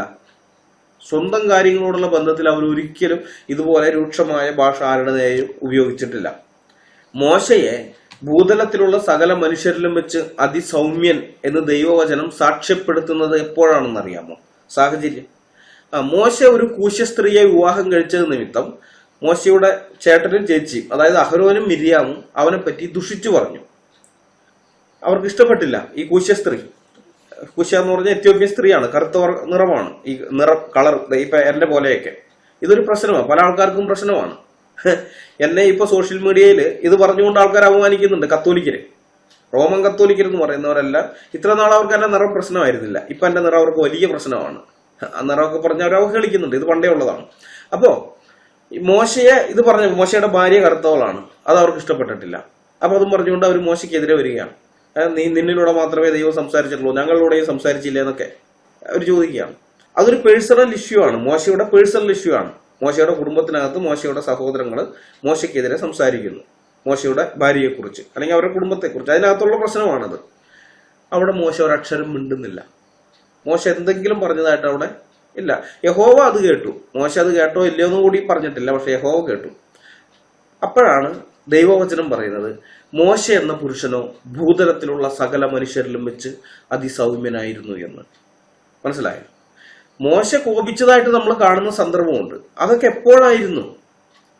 ദൈവജനത്തിനെ ഉപദ്രവിക്കുന്നത് കണ്ടപ്പോൾ മോശ കോപിച്ചു. ഇസ്രായേലിനെ ഒരു മിസ്രയീമൻ ഉപദ്രവിക്കുന്നത് കണ്ടപ്പോൾ മോശ കോപിച്ചു, അവനെ അടിച്ചു കൊന്നു. ഇനി ഇത് പറയുമ്പോൾ വേറൊരു കാര്യം കൂടിയുണ്ട്. നാളെ ഇതെടുത്തോണ്ട് വരും, ഈ ക്ലിപ്പ് എടുത്തോണ്ട് വരും. ഞാൻ പറയുന്നതിന്റെ ഈ ക്ലിപ്പ് ഇത് മാത്രം കട്ട് ചെയ്ത് വന്നിട്ട് പറയും, ഇത് കണ്ടില്ലേ, ബൈബിളിനെതിരെ ആരെങ്കിലും എന്തെങ്കിലും പറഞ്ഞാൽ, ബൈബിളിലെ ദൈവത്തിനെതിരെ പറഞ്ഞാൽ അല്ലെങ്കിൽ ദൈവജനത്തിനെതിരെ പറഞ്ഞാൽ അവനെയൊക്കെ തല്ലിക്കൊല്ലണമെന്നാണ് അൽകുമാർ അയ്യപ്പൻ പറയുന്നതെന്നും പറഞ്ഞ് കത്തോലിക്കര് നാളെ വീഡിയോ ഇറക്കും. ഉറപ്പാണ്. അപ്പൊ അതുണ്ടാകാതിരിക്കാൻ വേണ്ടിയാണ് ഞാനിപ്പോ ഇത് എടുത്തു പറഞ്ഞത്. മോശ ജീവിച്ചിരുന്ന കാലഘട്ടം, അതിനെ ന്യായപ്രമാണ കാലഘട്ടം എന്ന് നമ്മൾ പൊതുവെ പറയുമെങ്കിലും ഈ പർട്ടിക്കുലർ സംഭവം നടക്കുന്നത് ന്യായപ്രമാണം കിട്ടുന്നതിന് മുമ്പുള്ള കാലഘട്ടമാണ്. ന്യായപ്രമാണ കാലഘട്ടത്തിൽ ഇങ്ങനെയുള്ള ശിക്ഷയുണ്ട്, നമ്മൾ കാണുന്നുണ്ട്. പക്ഷെ അത് ഇതുപോലെ ഒരാളെ അങ്ങ് അടിച്ചു കൊല്ലുകയല്ല, കൃത്യമായ വിചാരണയൊക്കെ നടത്തി അവൻ വധശിക്ഷയ്ക്ക് അർഹനാണ് എന്നുണ്ടെങ്കിൽ അവനെ കൊന്നുകളയുന്നതാണ്. അല്ലാതെ പോയിട്ട് അടിച്ചു കൊല്ലുന്ന അതിനുള്ള പ്രമാണമൊന്നുമില്ല. എന്നാൽ ഇത് മോശ ജീവിച്ചിരുന്നത് ന്യായപ്രമാണം ലഭിക്കുന്നതിന് മുമ്പുള്ള സമയത്താണ്, അല്ലെങ്കിൽ മോശയുടെ ജീവിതത്തിൽ മോശയ്ക്ക് ന്യായപ്രമാണം കിട്ടുന്നതിന് മുമ്പുള്ള കാലത്തെ സംഭവമാണ് ഇത് പറയുന്നത്. അപ്പൊ അതുകൊണ്ട് തന്നെ അതൊരു ശരിയായ കാര്യമാണെന്നൊന്നും അങ്ങനെ പറഞ്ഞിട്ടൊന്നുമില്ല. മോശ ചെയ്തത് ദൈവത്തിന്റെ കൽപ്പന പ്രകാരമാണെന്നൊന്നും പറഞ്ഞിട്ടില്ല ബൈബിളിൽ. എന്നാൽ മോശയുടെ തീഷ്ണത, അതാണ് അവിടെ നമ്മൾ നോക്കുന്നത്. അതായത് മോശയ്ക്ക് വേണമെങ്കിൽ ഇത് കണ്ടപ്പോ മിണ്ടാതെ പോകാമായിരുന്നു. ഇന്ന് പല അമിതാത്മീയവാദികളും എടുക്കുന്ന അതേ അടവ് മോശയ്ക്കും എടുക്കാം. അതൊരു സർക്കാർ ഉദ്യോഗസ്ഥനല്ലേ, അവരെ അവിടെ പിരമിഡ് കെട്ടാൻ വേണ്ടിയുള്ള ഇഷ്ടിയൊക്കെ ഉണ്ടാക്കണം. അതാണ് ഇവരുടെ ജോലി. ഈ ഇസ്രായേൽ ജനത്തിന്റെ ജോലി അതാണ്. അപ്പൊ അതിന്റെ മേൽനോട്ടക്കാരായി ഫറവോ വെച്ചിരിക്കുന്ന അല്ലെങ്കിൽ ഗവൺമെന്റ് വെച്ചിരിക്കുന്ന ഉദ്യോഗസ്ഥന്മാരുണ്ട്. അവരിൽ നിന്നാണ് ഇസ്രായേൽ ജനം ഈ പീഡനം അനുഭവിക്കുന്നത്. അപ്പോൾ അത് കാണുമ്പോൾ മോശയ്ക്ക് വേണമെങ്കിൽ ഇങ്ങനെ പറഞ്ഞിട്ട് പോകാം, ഇതൊരു ഗവൺമെന്റ് സർവീസിലുള്ള ആള്, ഗവൺമെന്റ് ഉദ്യോഗസ്ഥൻ, അയാളുടെ ജോലി ചെയ്യുന്നു. അപ്പൊ ഞാൻ പോയി ഇടയിൽ കയറി അയാളെ ഉപദ്രവിക്കാൻ മറ്റുമൊക്കെ ചെയ്ത് അത് ശരിയല്ല, ഞാൻ അയാളെ ഒന്നും ചെയ്യാൻ പാടില്ല, അയാളുടെ ഡ്യൂട്ടി ചെയ്യുന്നു എന്നും പറഞ്ഞ് മോശയ്ക്ക് വേണ്ടാതെ വീട്ടിൽ പോകാം. അതായത് വരുംവരായികളെ കുറിച്ച് മോശ ചിന്തിച്ചിരുന്നെങ്കിൽ, ഞാൻ ഇവരെ എന്തെങ്കിലും ചെയ്തു കഴിയുമ്പോൾ ഈ കാര്യം പുറത്തറിയും, ഫറവോൻ അറിയും. അപ്പൊ ഗവൺമെന്റ് ഉദ്യോഗസ്ഥനെ ഞാൻ കൈവച്ചു എന്നുള്ള നിലയിൽ എനിക്കെതിരെ ശിക്ഷാ നടപടി വരും. ഫറവോന്റെ പുത്രിയുടെ മകൻ എന്നുള്ള നിലയിൽ ഇപ്പോൾ ഞാൻ അനുഭവിച്ചു കൊണ്ടിരിക്കുന്ന ഈ സൗഭാഗ്യങ്ങളെല്ലാം എനിക്ക് നഷ്ടപ്പെടും, ഞാൻ കാരാഗൃഹത്തിൽ കിടക്കേണ്ടി വരും എന്നൊക്കെ മോശ ചിന്തിച്ചിരുന്നെങ്കിൽ മോശ ഈ ന്യായം പറഞ്ഞു പോകും. ആർക്കെങ്കിലും മോശയെ കുറ്റം പറയാൻ പറ്റുമോ? ഇങ്ങനെയൊക്കെ പറഞ്ഞിട്ട് മോശ പോയിരുന്നെങ്കിൽ, ഇതോ ഒരു സർക്കാർ ഉദ്യോഗസ്ഥനെതിരെ ഞാൻ ഒന്നും സംസാരിക്കാനില്ല, ഞാൻ ഒന്നും ചെയ്യാനില്ല, ഞാൻ മിണ്ടാതെ അങ്ങ് പോവുകയാണ്, അദ്ദേഹത്തിന്റെ ഡ്യൂട്ടി ചെയ്യുന്നു, ചെയ്തോട്ടെ എന്ന് പറഞ്ഞു പോയിരുന്നെങ്കിൽ ഇല്ല, ഒരാളും കുറ്റം പറയില്ല. പക്ഷെ മോശ എന്ന് പറയുന്ന വ്യക്തിയെ നമ്മൾ ബൈബിളിൽ കാണില്ല. അത് മാത്രമേ ഉള്ളൂ അതിന്റെ കുഴപ്പം. മനസ്സിലായ? മോശയെ ദൈവം ഒരിക്കലും ഉപയോഗിക്കില്ല, എടുക്കുകയില്ല. മോശ അവിടെ തനിക്കുള്ള നഷ്ടത്തെക്കുറിച്ച് മോശ ചിന്തിച്ചതേയില്ല. വരുമരായികളെ കുറിച്ച് എന്താണ് ഇതിന്റെയൊക്കെ നഷ്ടം, ഞാൻ ഇങ്ങനെയൊക്കെ ചെയ്തു കഴിഞ്ഞാൽ എന്തായിരിക്കും, അതിനെപ്പറ്റി മോശ ചിന്തിച്ചില്ല. മറിച്ച് ദൈവജനം, ഇസ്രായേൽ ജനം, അല്ലെങ്കിൽ അബ്രഹാമിന്റെ സന്തതിയായ ഇസ്ഹാക്കിന്റെ സന്തതിയായ യാക്കോബിൽ നിന്ന് ഉത്ഭവിച്ച ആ 12 ഗോത്രങ്ങളിൽപ്പെട്ട ഒരുത്തനെ ഉപദ്രവിക്കുന്നു. അപ്പൊ അത് മോശ കണ്ടു നിന്നില്ല, അത് സഹിച്ചില്ല. അവിടെ മോശ ഇടപെട്ടു. അവനെ രക്ഷിക്കാൻ വേണ്ടി ആ മിസ്രൈമിനെ ഉപദ്രവിച്ചു, അല്ലെങ്കിൽ കൊന്നു. പിന്നെ അത് കഴിഞ്ഞ് മോശ ചൂടാകുന്നത് നമ്മൾ കണ്ടല്ലോ. ദൈവവചനം ലംഘിക്കപ്പെടുന്നത് കണ്ടപ്പോഴാണ് മോശ ചൂടാകുന്നത്. അതായത് അന്യദൈവങ്ങൾ നിനക്കുണ്ടാകരുത്, രണ്ടാമത്തെ കൽപ്പന വിഗ്രഹം ഉണ്ടാക്കരുത്. ഈ 2 കൽപ്പനയുമാണ് ലംഘിക്കപ്പെടുന്നത്. മോശ ഈ കൽപ്പന ദൈവം തമ്പുരാൻ സ്വന്തം കൈകൊണ്ട് എഴുതി കൊടുത്ത ഈ കൽപ്പന അടങ്ങിയ കൽപ്പലകകളുമായിട്ട് ഇറങ്ങി വരുന്ന സമയത്ത് കാണുന്നത്, അതിലെഴുതിയ 1-ാം കൽപ്പനയും 2-ാം കൽപ്പനയും ലംഘിച്ചിട്ട് ഇസ്രായേൽ മക്കൾ ഒരു കാളക്കുട്ടിയെ ഉണ്ടാക്കി, ഒരു വിഗ്രഹം ഉണ്ടാക്കി, ഇതാ നിന്നെ മിസ്രൈമിൽ നിന്ന് കൊണ്ടുവന്ന യഹോവ എന്നൊക്കെ പറഞ്ഞ് അതിന്റെ മുമ്പാകെ കളിക്കുകയാണ്. അത് കണ്ടപ്പോൾ മോശ കോപിച്ചു. മോശ ആ കൽപ്പലകൾ അടിച്ചുടയ്ക്കുന്നു. അത് കഴിഞ്ഞിട്ട് താഴേക്ക് ഇറങ്ങി വന്ന് തന്റെ ആ കോപം അവിടെ വെളിപ്പെടുത്തുകയാണ്. 3000-ഓളം പേര് അവർ മരിച്ചു എന്ന് നമ്മൾ വായിച്ചല്ലോ, കൊല്ലപ്പെട്ടു 3000-ഓളം പേര് മോശ പറഞ്ഞിട്ട്. പക്ഷെ മോശ അത് ചെയ്തില്ലായിരുന്നെങ്കിൽ, അങ്ങനെ ഒരു കാര്യം മോശ ചെയ്തില്ലായിരുന്നെങ്കിൽ എന്ത് സംഭവിക്കുമായിരുന്നു അറിയാമോ? യഹോവയുടെ കോപം അവരുടെ മേൽ വന്നേനെ, യഹോവയുടെ ബാധ അവരുടെ മേൽ വരൂ, യഹോവയുടെ കൈ അവരുടെ മേൽ വന്നേനെ. അങ്ങനെയാണെങ്കിൽ 3000 അല്ല 30,000 പേര് പോകും, അല്ലെങ്കിൽ അതിലും കൂടുതൽ പോകും. മനസ്സിലായോ? ഒറ്റ ദിവസം കൊണ്ട് 23,000 പേര് കൊല്ലപ്പെട്ട സംഭവങ്ങളൊക്കെ അവരുടെ ജീവിതത്തിൽ ഉണ്ടായിട്ടുണ്ട്. സംഖ്യാപുസ്തകത്തിൽ വന്നു കഴിഞ്ഞാൽ അറിയാം. അവിടെ സംഖ്യാപുസ്തകത്തിൽ നമ്മൾ കാണുന്നുണ്ട്. മോവാബ്യ സ്ത്രീകളുമായി സിത്തീമി പാർക്കുന്ന സമയത്ത് മോവാബ്യ സ്ത്രീകളുമായി പരസംഗം ചെയ്തപ്പോൾ അതിന്റെ അനന്തരഫലമായിട്ട് മൊത്തം 24,000 പേര്. എന്നാൽ ഒറ്റ ദിവസം കൊരിന്ത്യർ ലേഖനത്തിൽ പൗലോസ് അപ്പോസ്തലൻ പറയുന്നത്, 1 കൊരിന്ത്യർ 10-ാം അധ്യായത്തിൽ പൗലോസ് അപ്പോസ്തലൻ പറയുന്നത്, ഒറ്റ ദിവസത്തിൽ 23,000 പേര് കൊല്ലപ്പെട്ടു. അപ്പൊ അത് മോശയ്ക്കും അറിയാം, ദൈവമാണ് ഇവരെ നേരിട്ട് ശിക്ഷിക്കാൻ പോകുന്നതെങ്കിൽ വളരെയധികം പേര് മരിക്കും. അതുണ്ടാകാതിരിക്കാൻ ദൈവത്തിന്റെ കോപം വരുന്നതിന് മുമ്പേ ആ കോപം ശമിപ്പിക്കത്തക്കവണ്ണം താൻ ഇടപെടണം. അതുകൊണ്ടാണ് മോശ ഇടപെട്ടത്. മോശ സൗമ്യനായതുകൊണ്ട്, ആ ജനത്തെ സ്നേഹിക്കുന്നത് കൊണ്ട്, അവരിൽ അധികം ജീവനാശം ഉണ്ടാകരുതെന്ന് മോശ ആഗ്രഹിച്ചത് കൊണ്ടാണ് ആ 3000 പേരിൽ അത് ഒതുങ്ങിപ്പോയത്. മനസ്സിലായോ? അപ്പൊ മോശയുടെ കോപം എന്ന് പറയുന്നത് നമ്മൾ കാണുന്നത് തന്റെ വ്യക്തിപരമായ കേസിലല്ല. കാരണം സ്വന്തം കാര്യം വന്നപ്പോ തനിക്കെതിരെ തന്റെ സഹോദരനും സഹോദരിയും സംസാരിച്ചപ്പോൾ ഒരു ന്യായീകരണമോ വിശദീകരണമോ ഒന്നും കൊടുക്കാൻ നിന്നില്ല മോശ. ഒന്നും പറഞ്ഞില്ല. അത് കേട്ട ഭാവമേ നടിച്ചില്ല. മോശ അത് കേട്ടോ തന്നെ സംശയമാണ്. മോശ അത് മൈൻഡ് ചെയ്തിട്ടേ ഇല്ല. ദൈവത്തിന്റെ കയ്യിൽ ഏൽപ്പിച്ചും ഉണ്ടായിരിക്കുകയാണ്. അപ്പോഴാണ് ദൈവവചനം പറയുന്നത്, മോശ എന്ന പുരുഷന് ഭൂതലത്തിലുള്ള സകല മനുഷ്യരിലും വെച്ച് അതിസൗമ്യനായിരുന്നു എന്ന്. ഇനി കർത്താവിന്റെ കാര്യം നോക്കിയാൽ കർത്താവും കോപിച്ചത് ഇതേ അവസ്ഥയിൽ തന്നെയാണെന്ന് കാണാം.